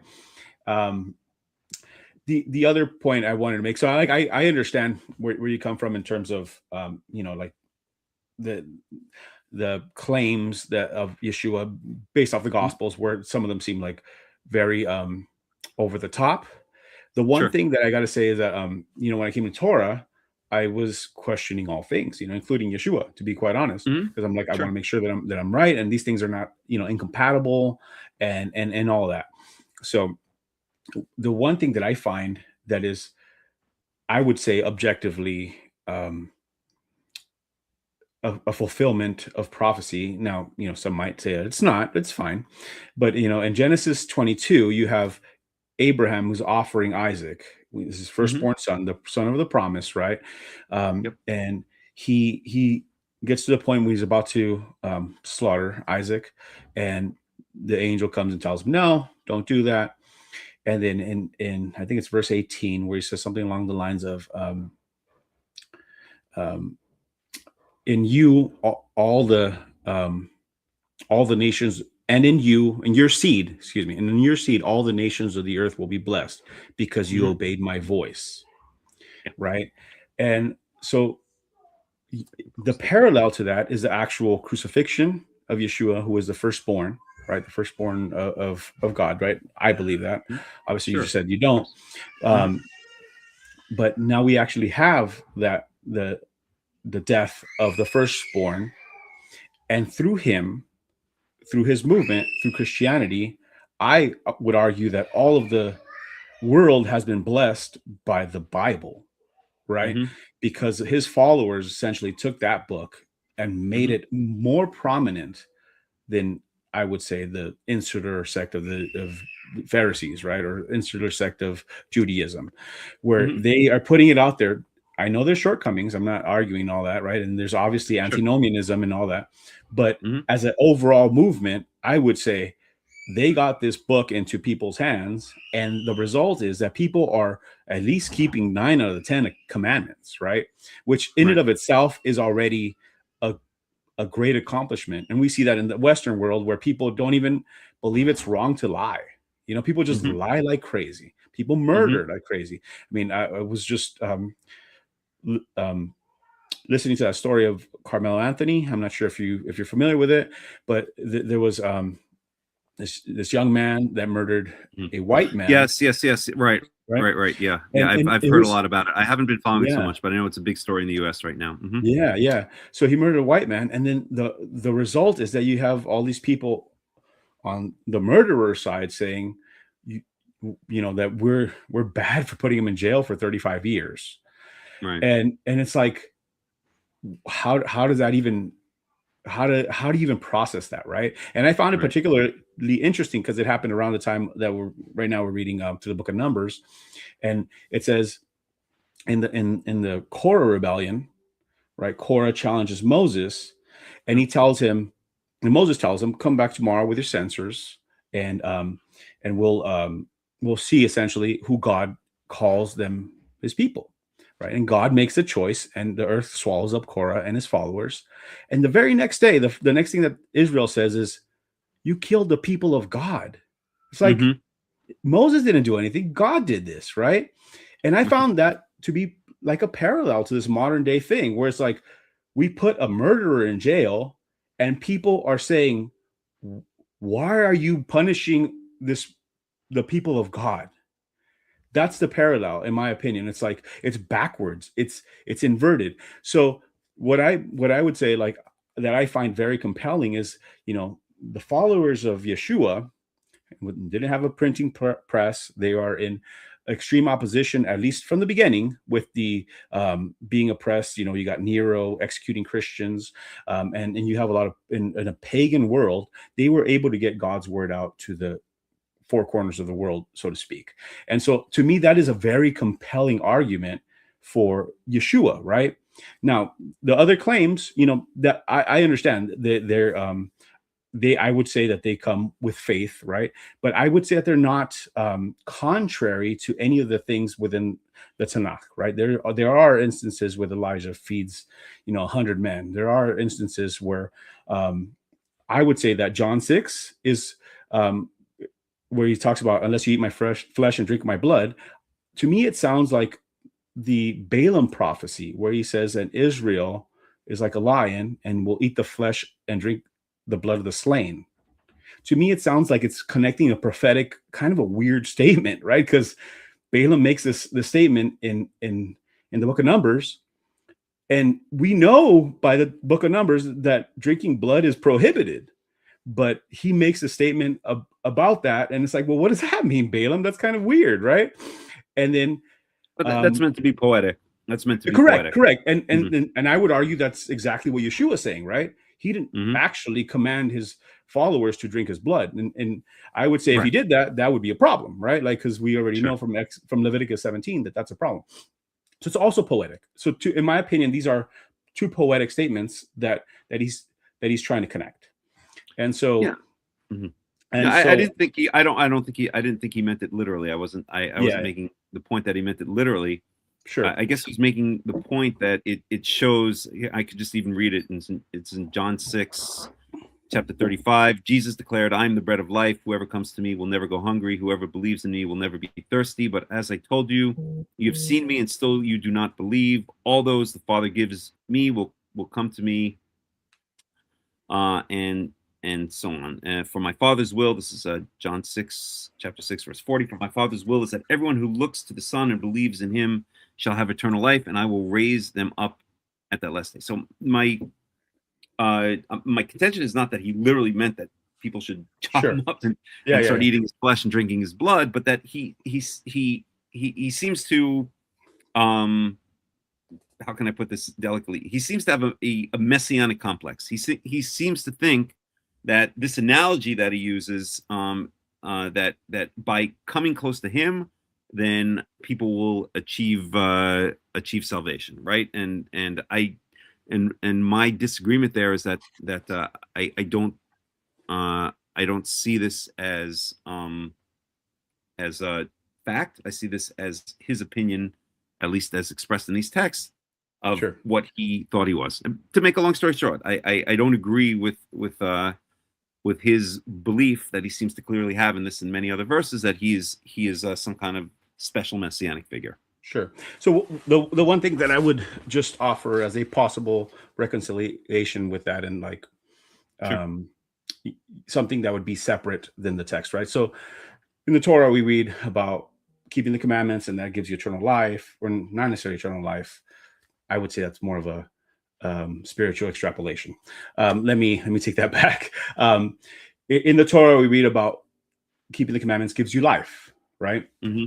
Sure. And later on in that same book, in John chapter 14, he says, "I am the way, the truth, and the life." Right. So I would argue that that statement is not saying I'm like I alone am like this separate thing from what was previously established. I would argue that he's saying, I am the Torah. I am synonymous with God's word. I am the word made flesh. And that's how we should see it, because those are his words, right? So essentially, I believe he's saying, I am the Torah. Whoever comes to me will have eternal life. And I believe that we can apply it that way retroactively. So in those other statements where he seems to be saying, you come to me, whoever comes to me, who the Father gives me, to me, that sounds like, with these Torah eyes that I have, right? It sounds like he's saying, believe the Torah and keep the Torah. And that's how you get to the Father, right? Mm-hmm. No man comes to the Father but by me. And so I just offer that as a possible reconciliation. And it sounds extremely poetic. I get it. Like I get that, but I'd like to present that as a more possible, as a way of easily reconciling it with what the Torah has already established, that through his Torah, we're to get blessings. And if we deny them, we're going to get cursings. Mm-hmm. But then again, I would respond by saying, why through him? It could be any teacher of the Torah. In other words, he certainly was teaching a more pure version of the Torah. But there are, over the centuries, over the millennia, there have been many teachers who have taught a more pure version of the Torah, including many Karaite sages. So again, that's fine what you're saying. I mean, that's fine and dandy what you're saying, but you're saying something more than that. You're saying essentially that that Yeshua was the ultimate teacher for all times of the Torah, right? If I'm reading into what you're saying. Yeah, and I mean, I would say history bears that out. But the thing is, what I'd like to separate and just at least clarify, right? Mm-hmm. I don't have a hard stance on you must accept him, and therefore all you got to do is accept him, and you'll be saved, right? So that's not what I'm trying to convey to you in any way, right? That's just I want to make sure. Or else you would be. Or else your doctrine will be more standard Christianity, that all you need to do is accept Jesus into your life and you're automatically saved. But that's correct, right? Clearly not your doctrine, because you believe that Christians must be true Christians must be Torah observant. So so pretty obvious, but and in my understanding of it, right, there's a problem with everyone has to believe in Jesus. And if they don't believe in Jesus, then they're going to hell, right? And then you have various interpretations of how that works retroactively, right? Because people will say naturally, because it's logical, what about the people that were here before Jesus, right? Did they go to hell because they didn't believe in Jesus? And then the natural response is, well, if they believed in some kind of messianic figure, then it applies, it retroactively applies and all that. And I just find that strained. That's kind of a strained explanation. To me, it sounds like, well, if God reveals himself to you, he's going to judge you up to that point, what he's revealed to you, right? So based off of the information of his word that he's given to you, he will use that and judge you as a good judge would. That's my understanding. And so with that said, I understand that maybe some people are not going to be have Yeshua revealed to them, right? And that's fine. And it's not my job to like force it down anybody's throat. Sure. All I'm saying, I think that there's a way to reconcile this text here and have it not be contrary to the Torah. And I believe that if people were not revealed directly from God, even let's say, I'm going to give you a completely different example. We'll just talk about, back to Genesis, to Abraham, right? It is not a standard thing for us to offer up our firstborns, right? He was testing Abraham specifically. So I would say that if Abraham disobeyed that, he would have been disobeying God, right? If he didn't take Abraham and put the wood on him and then go up in the mountain to go worship, he would have been disobeying God. And that is not like a universal Torah commandment. It's just something God told him, right? So in my opinion, it seems to be that Yeshua, Jesus, reveals himself to some people and to some he doesn't, right? So, but I'm just more than anything concerned with the text. And I'm saying, I think that the way that there's ways to read it, and it is not contradictory to the Torah. There's very easy ways to find a Torah-based explanation of what he says. Okay. I mean, again, what he's saying or what he's preaching, I don't think is necessarily, much of what he's preaching, I don't think is necessarily contradictory to the Torah. Where I have disagreement is these some of the doctrine again regarding his supposed miracles. Yeah. The belief that he rose from the grave on the third day. The belief that he is, and I'm not even sure where you stand in terms of, so do you believe that he's just a human being who's a Messiah who will come back in the end of days to be king over Israel, or do you attribute to him some kind of special divine nature? So in other words, the analogy I've often heard is so we're all the physical world is like a giant video game, and we're all avatars in this giant video game. Yeah. Behind my avatar, this body is my soul somewhere in the spiritual world, and behind your body, which is your avatar, is your soul somewhere in the spiritual world. But behind Yeshua's avatar is God himself. That's the analogy that I've often heard. So do you believe something like that, or do you believe that he was a purely 100% human figure, like Moses, like David, like Solomon, who just happens to be who will be resurrected at the end of days, and just as everyone will, it says in Daniel chapter 12 verse 2, and then at that point he will assume kingship over Israel. Because if so, then that's kind of not that different from what I mentioned Lubavitch and I mentioned Chabad. It's not that different from what Lubavitch / Chabad believe about their Rebbe Menachem Mendel Schneerson, which I vehemently disagree with them. But I'm curious where you stand theologically on that particular issue. Sure. So I kind of have like a view of Yeshua as like from the perspective of the Targums. So the Targums, they kind of they get this vision of the word of Yod-Heh-Vav-Heh, the word of Yah. And I would say it's very prevalent in the book of Ezekiel, right? Ezekiel says, the word of the Lord came to me and he said, right? It's almost a personified, a personification of God's word came and spoke to Ezekiel. And what I think the Targumists do is they grab that concept and then they reinterpret and add it back in anytime there's like an extreme anthropomorphism that happens in the beginning, right? So when you have Adam and Eve walking and after they ate the fruit, it says that the memra of God, or the word of God, was walking in the cool of the garden, right? And it's correct. It's kol. I can't remember the exact words offhand, but it says the voice of God was walking in the heat of the day, or something like that, through the garden. Exactly. And so it becomes like in Rabbinic Judaism. I don't know how they would interpret that. Perhaps they kind of go to like it's a vision, or maybe I'm not sure how they would do that, but it sounds, that's what they say. They'll say for like Genesis 18. But I have a view more of like Yeshua's, the God's word, and the way that he chooses to communicate to humanity. So in other words, he exists, or pre-existed before, and maybe he manifested in the burning bush, or he later on manifests in the cloud, or that. So it seems like a spiritual. I think I know where you're coming from.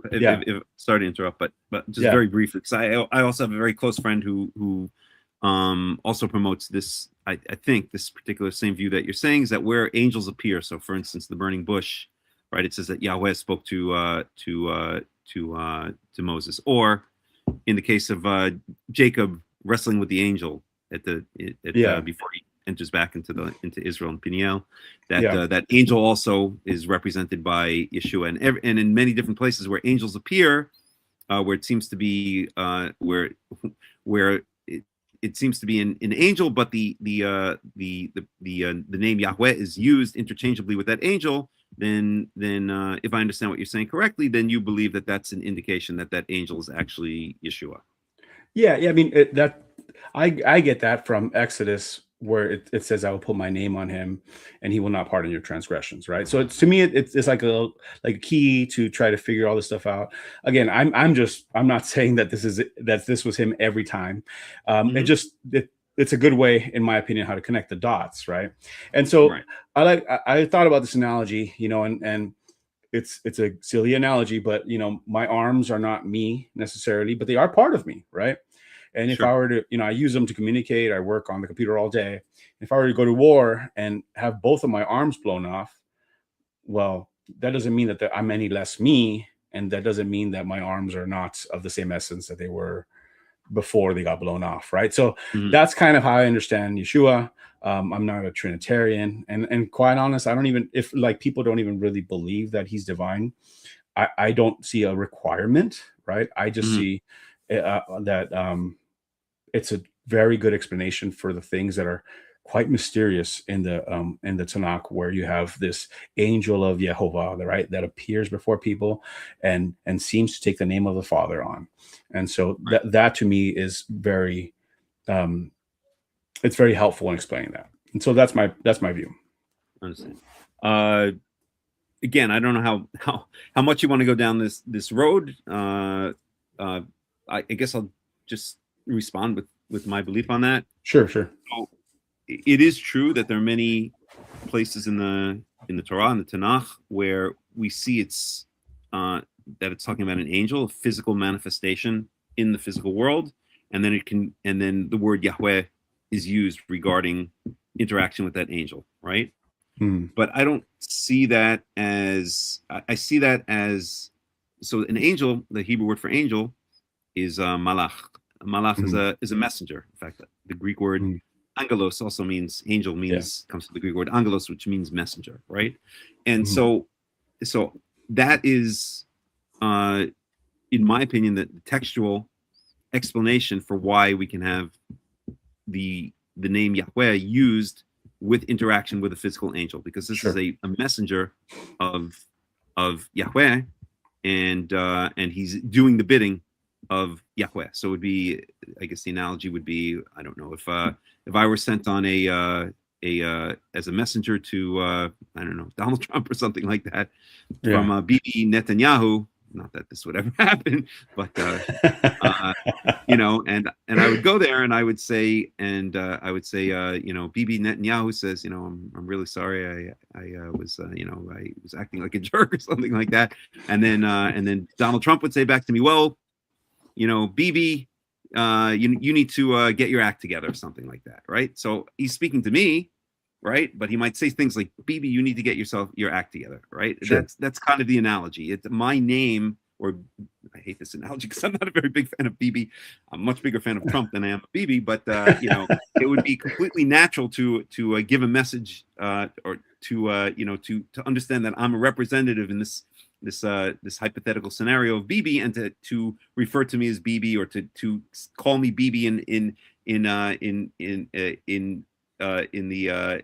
as a way of saying that this message needs to be transmitted back to the one who sent me. So I think that's all that's going on there. When angels are referred to as Yahweh, or to say Yahweh spoke to, it's clear, an angel, and Yahweh spoke to such and such, or Yahweh did such and such.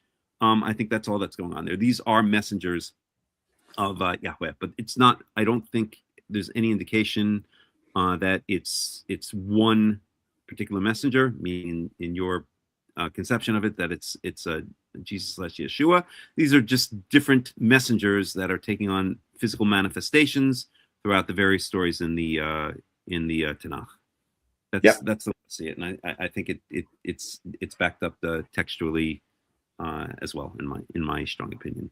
Yeah, so, no, I understand that, and I'm totally aware that it might not be him all the time. In my perspective, I might be falsely attributing an encounter that to Yeshua that wasn't actually Yeshua. I believe there's plenty of angels and all that right now, and so I'm glad to hear that we're at least on the same page with regards to messengers. Like they could be heavenly bodies and this and that. It wasn't like a literal just messenger, human flesh and blood messenger, right? Because I do understand that some people might say that, right? And at least from what I understand from the Sadducees, from the very little that we know, is that they didn't believe in angels, and it was just flesh and blood messengers and that kind of thing, right?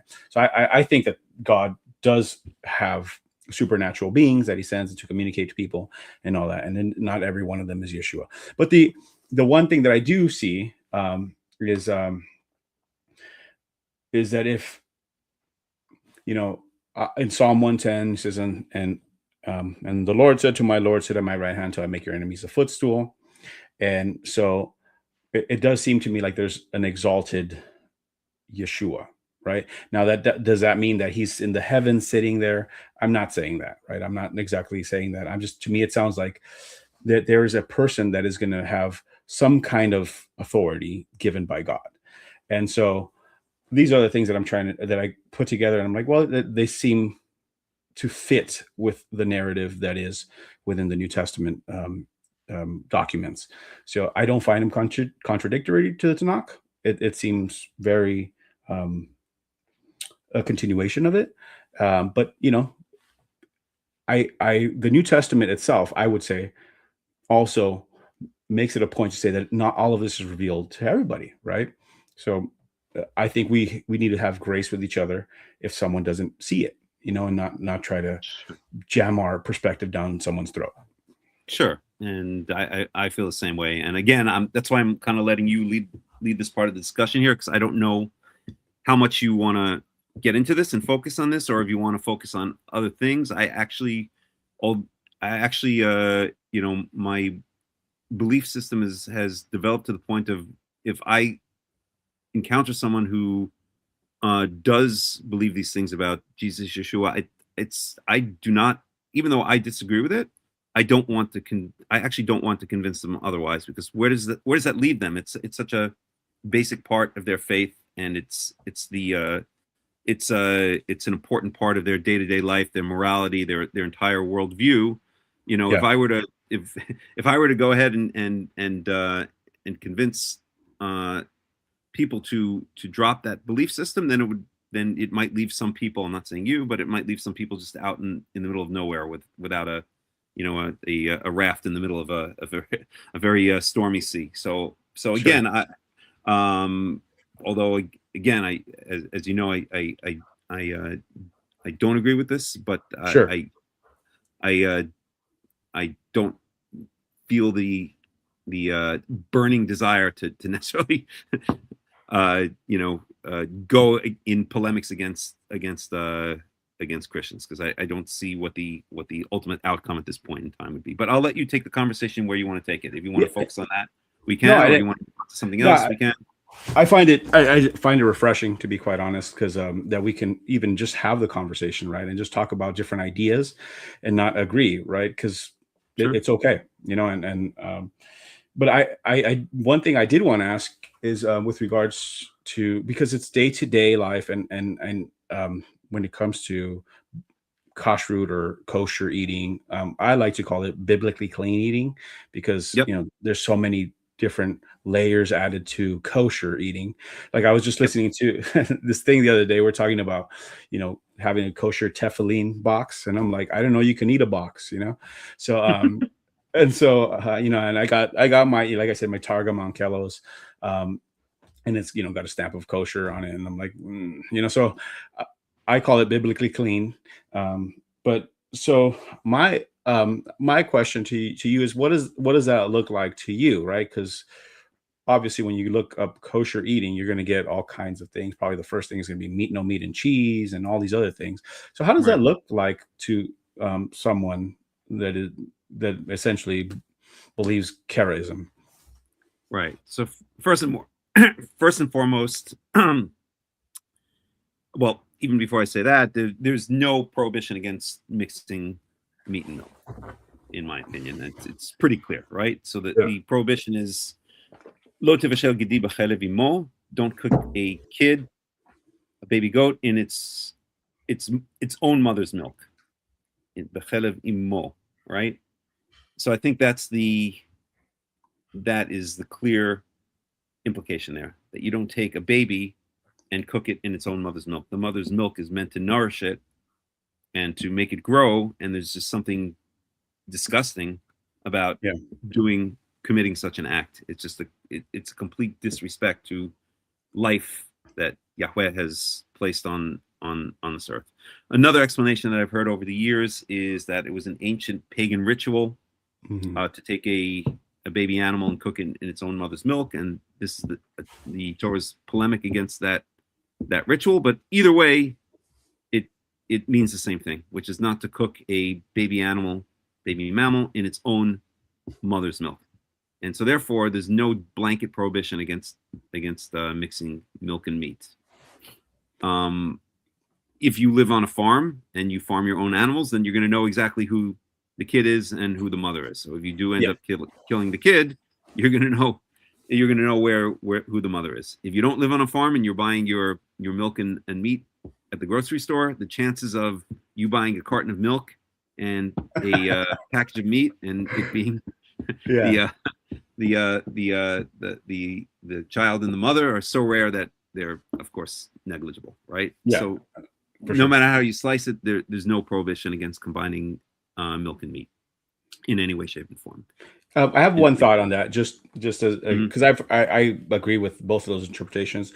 There's a third option that I've heard, and I read through, and I found it very interesting. So that the word boil, I don't remember off the top of my head, but it could be interpreted. It could be interpreted as seethe or allowed to age in its mother's milk. So based off of the fact that it's always paralleled between, or it's always right next to the verses before and the verses after are about tithing. One of the thoughts is that it might be about, you shall not delay to offer your kid as an offering while it's in his mother's milk, right? Don't take your time. In other words, bring the kid quickly to the temple as you're supposed to do. I think in Deuteronomy, it starts with that, you shall not you shall not boil a kid in his mother's milk, and then the very next verse is a bunch of offering passages. So I just like to offer that as a possible interpretation. And it's interesting because I got that from a rabbinic, like a rabbinic source, and they said that that's probably what it means. But we still keep the separation of meat and milk, just because that is custom and it was ordained by the rabbis. Right. I'm gonna have to disagree with that interpretation. I understand what they're getting at. So the underlying root there, so the Hebrew, which is lo tivashel, so the underlying root, which is bashal, bet shin lamed, could be understood as to allow something to sit, to ripen. Even in modern Hebrew, is based on that root. Okay, mashu mafshil. It becomes ripe. So I get the approach, but I don't that doesn't make sense to me there, because really livashel, that particular form, really does mean to seethe, to stew in its mother's milk. The milk is a liquid, and the thing that is often stewed, the thing that is often cooked in the liquid, is meat, right? That's mentioned many times, that particular verb with cooking meat. And so I think it is specifically speaking about cooking meat in its own mother's milk. In this liquid is mother's milk. But it's an interesting interpretation. It sounds like a very rabbinical interpretation. Actually, you mentioned you heard it from a rabbi. And that actually sounds like a rabbinical interpretation, because it doesn't seem like what we call a pshat, or a straightforward simplistic interpretation. It seems like there's a bit of exegetical gymnastics going on there. But I'll keep my mind open about that one, and who knows if I come across it. The reason I found it interesting is because contextually it doesn't make sense, right? Is if you're looking at the passage before and after, they're about offerings, and then the one smack in the middle is about eating prohibitions. It seems a little bit odd, right? So that's why I find that one interesting. Either way, I'm not trying to boil a kid in its own mother's milk. Sure. Like that's not what I would condone for anyone to do. I find it as an interesting possibility. All right, I'll definitely keep that in mind when I come across those verses next time. In terms of other elements of kashrut, so first and foremost, what biblical kashrut has laid out in Leviticus 11 are certain animals that are permitted to eat, and certain animals that are not permitted to eat. That's really the essence of what it is, right? So again, in terms of the mammals, right? It's mammals that chew their cud and have completely split hooves. So those are basically the ruminants are permitted to eat, and anything that's not a ruminant is not permitted to eat. And I shouldn't say that's not correct, because they're ruminants. I shouldn't say any animal that's not a ruminant and or does not have split hooves is not permitted to eat. In the case of the birds, we have specific species which are mentioned as being forbidden from eating, and all the rest ostensibly are permitted to eat. And then in the case of the fish, they have to have the fins and the scales, and so on and so forth, right? So so that's really the essence. The essence of biblical kosher is what animals are you permitted to eat, and what animals are you not permitted to eat. And that's it in a nutshell. That's the core of it. I mean, there are other, if you want to talk about in general, laws related to eating. So there are other laws, right, which could fit into the general rubric of kosher or not kosher. So we're not supposed to eat the blood of the animals, right? We're supposed to drain the blood out. The rabbis take this again, as usual, to an extreme, and they'll take the flesh and then they'll salt it afterwards to draw out even more of the blood. I don't think that's necessary. It just means let the blood drain out. Sure. Don't eat the blood. We're not supposed to, as Israel, we're not supposed to eat nivela and trefa. So nivela is an animal that dies on its own. Yeah. Trefa is an animal that's been hunted as prey, roadkill essentially, and so we're not supposed to eat that. We're not supposed to eat it says that we're not supposed to eat the gid and nasheh, usually understood as the sciatic nerve, but not necessarily. There are other interpretations of what that means, based on the fact that the angel touched Jacob on the angel we were talking about before touched Jacob on the sciatic nerve, and so on and so forth. Regarding kosher slaughter, there's no specific rules in the Tanakh. So this is a big one. There's a big disagreement between Karaites and Rabbinical Jews. There's no specific set of laws in the Torah regarding how you need to slaughter an animal. The only requirement is that once the animal is slaughtered, then its blood has to be drained. Sure. And that's it. I mean, there are some other elements as well, such as such as, again, it speaks about in Leviticus 11 about the transfer of ritual impurity onto certain vessels, and the parameters for transfer of ritual impurity onto certain vessels. That doesn't, I guess it would apply in this in this day and age, but since most well, I shouldn't say that, some vessels it might still apply to, but yeah, the things that I mentioned are basically the core elements of biblical kosher. I might have. So in other words, it sounds like you just do what the Bible says, right? And it's Pretty not much, yeah. So you wouldn't. Let me ask this question: would you be opposed to going to a normal restaurant? I guess is absolutely not. And when I was back in New York this past year, I did it all the time. I am careful what I order.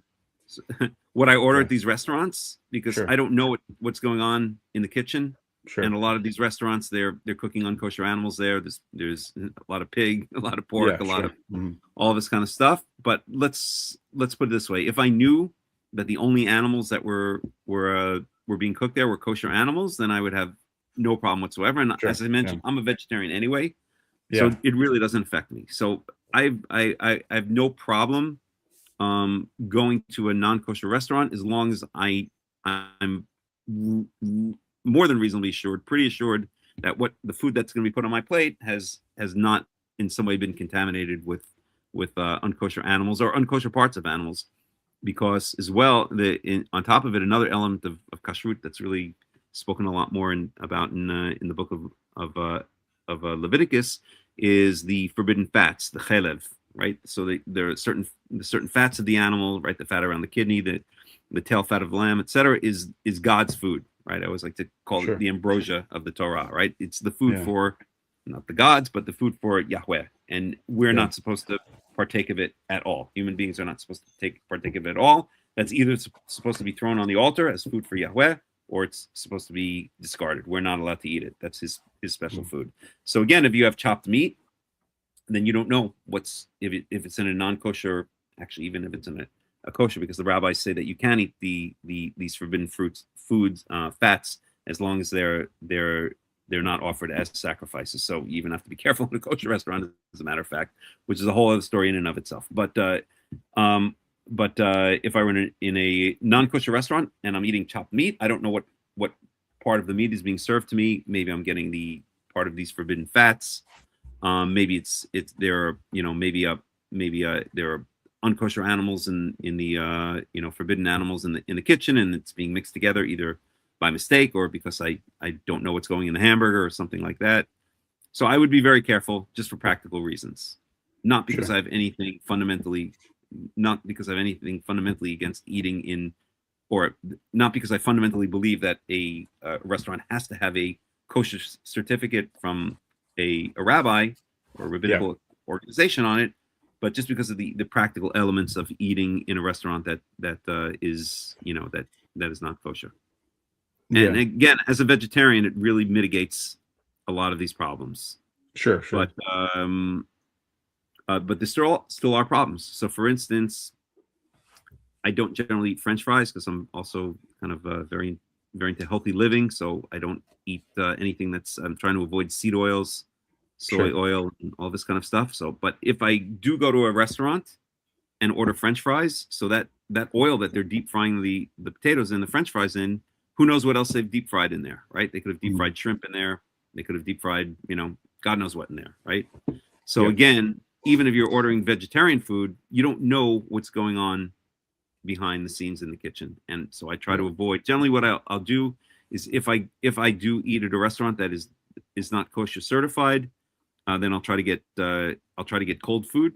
So my favorite food when I'm back in the United States is lox and bagel. I don't know if you know what that is. I think everyone knows what that is in this day and age. Yeah. Right. So if I go to a non-kosher restaurant and I have lox and bagel and cream cheese, then nothing's cooked. I see exactly what's on my plate. I know it's a bagel. The bagel is going to be kosher. The lox is just salmon right out of the package. That's going to be kosher. Vegetables and so there's no problem there, right? And if it's some little tiny molecule of pig happened to fly into my locks, was wafting up in the kitchen and happened to fly on my locks, then that's not a big that's not a big deal. So yeah, that's my perspective as well too, to be quite honest. Right. I do get that from the New Testament, because there's a couple of instances where Jesus says, you go and eat what's set before you, right? So I think, to me, it's not like, oh, eat the ham sandwich or the pork chop. He's telling them, don't hold people to this utmost crazy Pharisee standard of eating, right? Exactly. So and so that's my understanding. And again, it's a completely undermining of rabbinic law. Absolutely. Because he's Absolutely. like, yeah, it's much more straightforward. And I'll even give you an example. So many of the elements of rabbinical kashrut are completely irrelevant to me. So they'll separate dishes. They have separate meat dishes and separate dairy dishes. I'm sure you're aware of that. They will, I guess it's not exactly kashrut per se, but on Passover, they'll take all of the dishes away and bring out special kosher for Passover dishes. I don't do that. There's no need to do that. Because they're afraid that the dishes had chametz, had leavened bread on it, so they want separate dishes for Passover. Again, I'm trying to think of most of the elements of rabbinical kashrut would be completely irrelevant to me. So much so, I'll give you an example that when I feed I have a couple of cats. When I feed the cats at night, then the cat food is completely unkosher. In fact, some of the cat food has sometimes shrimp in it, and I have no problem just using a regular metal spoon. I do use one of my regular metal spoons. I'll take the cat food out of it, dump it in the bowl for them, and I'll just wash the spoon, and I have no problem with that whatsoever, because there's no implication in there that after I've washed the spoon that somehow that spoon contaminated with the cooties from the unkosher food. Again, that's alluded to Leviticus 11, that certain types of vessels can contract the impurity or unkosherness, and others can't. And metal is not one of them. It's not porous. So, but a rabbinical Jew would never do anything like that. So it's basically I think, straightforward.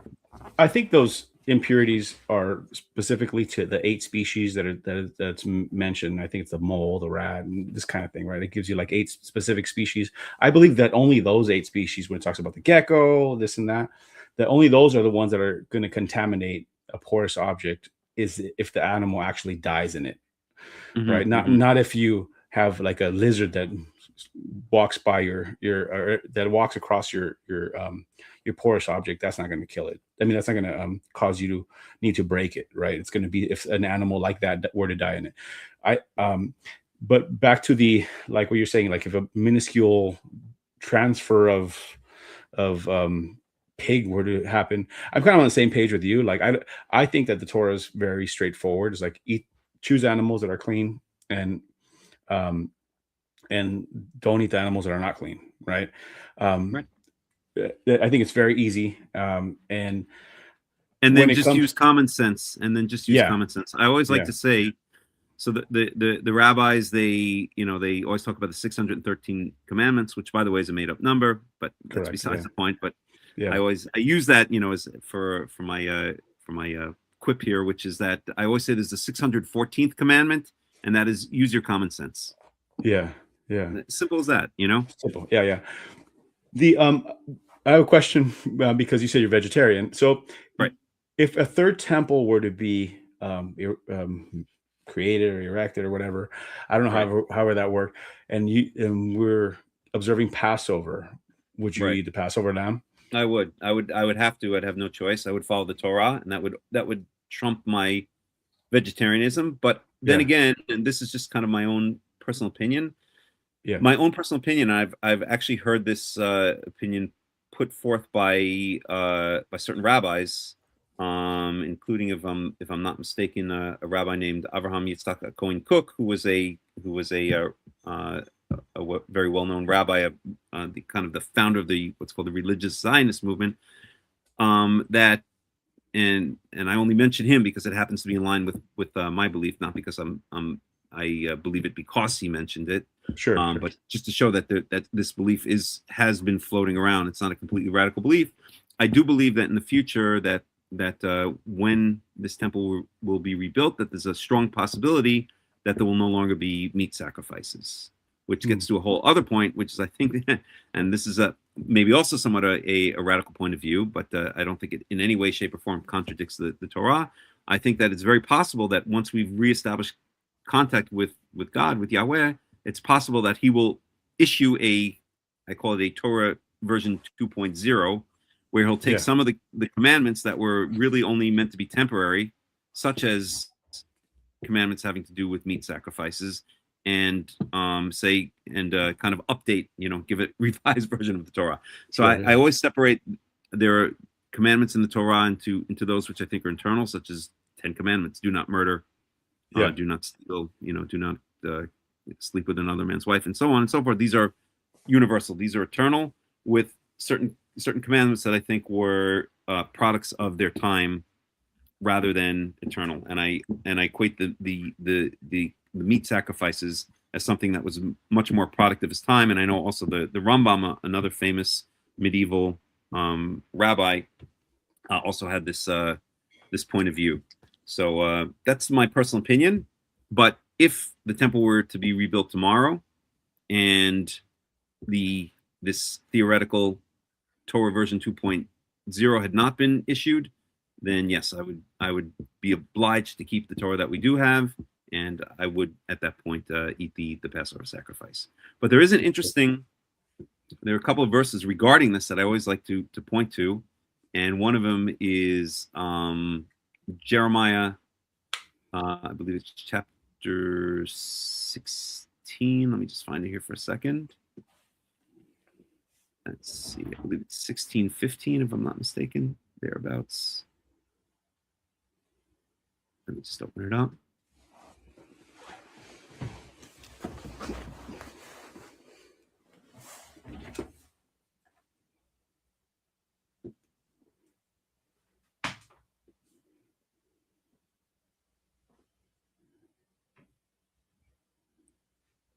Let's see, where is it? So, yes, it's Jeremiah chapter 16, starting in verse 14. However, days are coming, declares Yahweh, when it will no longer be said, as surely as Yahweh lives, who brought the Israelites up out of Egypt, but it will be said, as surely as Yahweh lives, who brought the Israelites up out of the land of the north and out of all of the countries where he'd banished them, for I will restore them to the land I gave their ancestors. So the point here being that we now think of when we speak about Yahweh, we say Yahweh, the God who took the Israelites out of Egypt.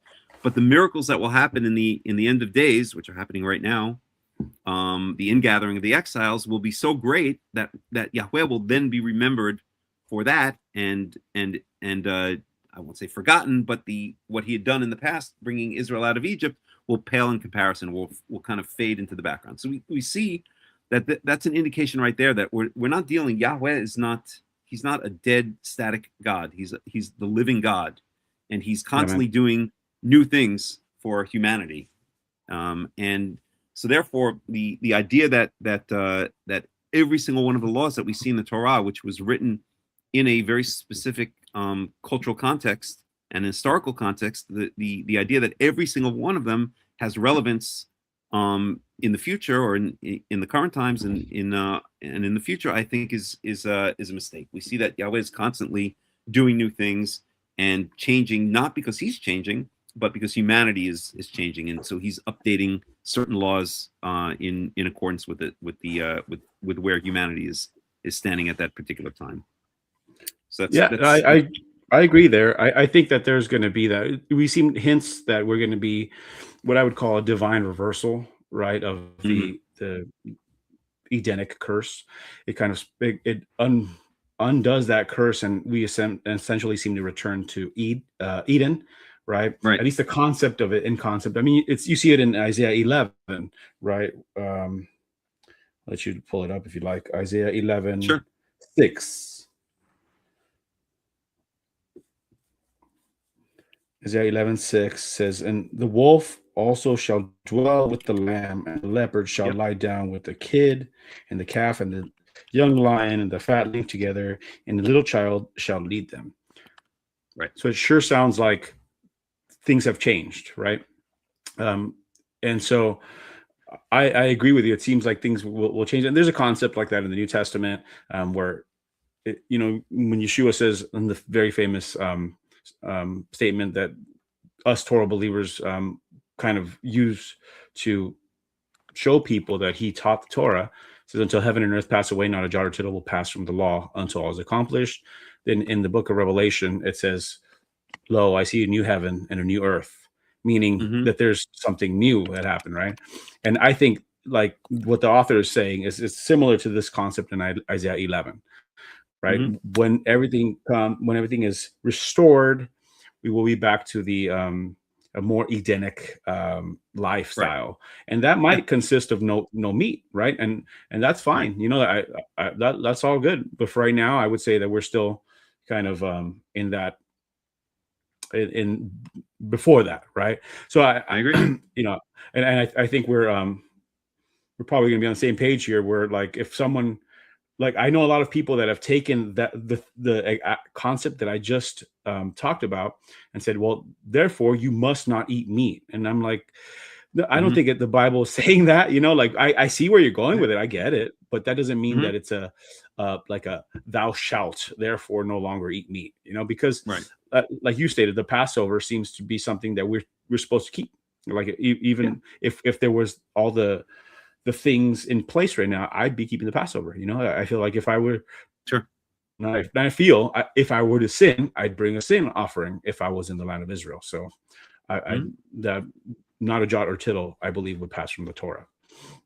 I agree with you. And when Yahweh wants to make his will known, if he wants to change certain things, he will make his will known. And until then, what we have right now is the current written text of the Torah, and I agree with you 100% that until further notice, we're required to keep it. And maybe he won't come down and issue version 2.0, and that's fine. We'll keep this one. But I do feel deep in my heart that again, that many of these commandments were meant to be for a certain period of time, and I do think there will be a revision, so to speak. But that's up to him, and it would have to be done through proper channels with a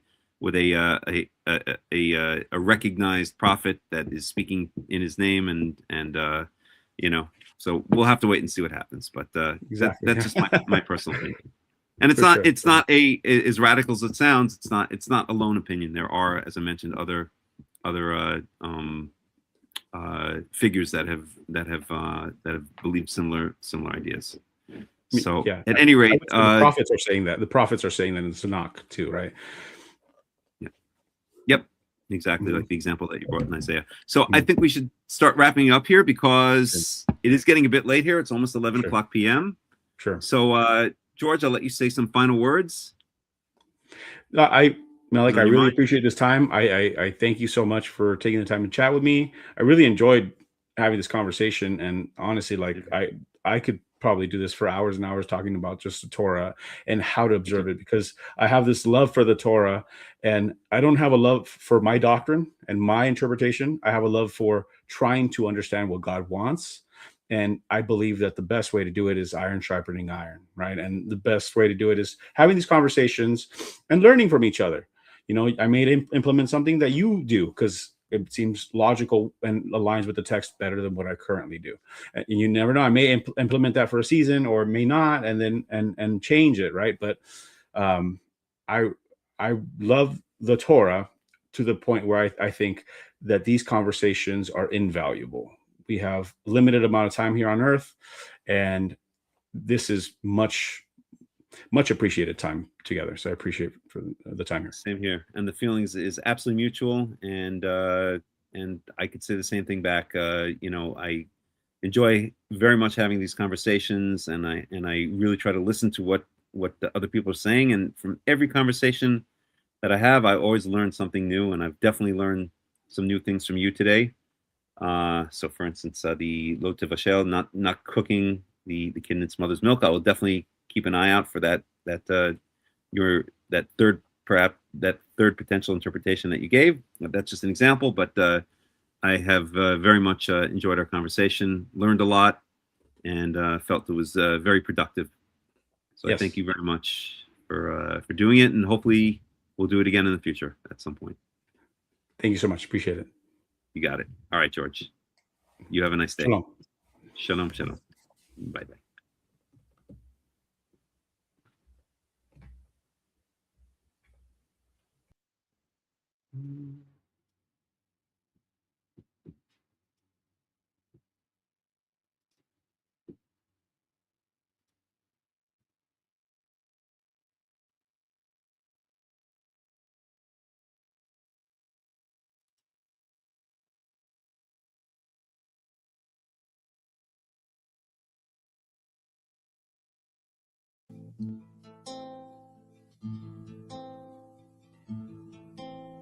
שיר למעלות,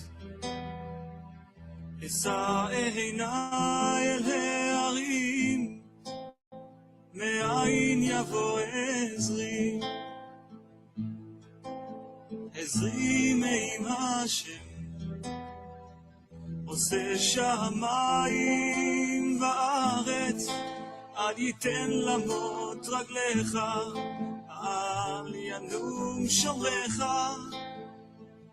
הנה לא ינום ולא ישן שומר ישראל, השם שומרך, השם צילך, על יד ימינך, יומם השמש לא יככה וירח בלילה, השם ישמורך מכל רע, ישמור את נפשך, השם ישמור צאתך ובואך, מעתה ועד עולם. שיר למעלות, אשא עיניי אל ההרים, מאין יבוא עזרי, עזרי מעם השם, עושה שמיים וארץ, אל ייתן למות רגליך, אל ינום שומרך, הנה לא ינום ולא ישן שומר ישראל, השם שומרך, השם צילך, על יד ימינך, יומם השמש לא יככה וירח בלילה, השם ישמורך מכל רע, ישמור את נפשך, השם ישמור צאתך ובואך, מעתה ועד עולם.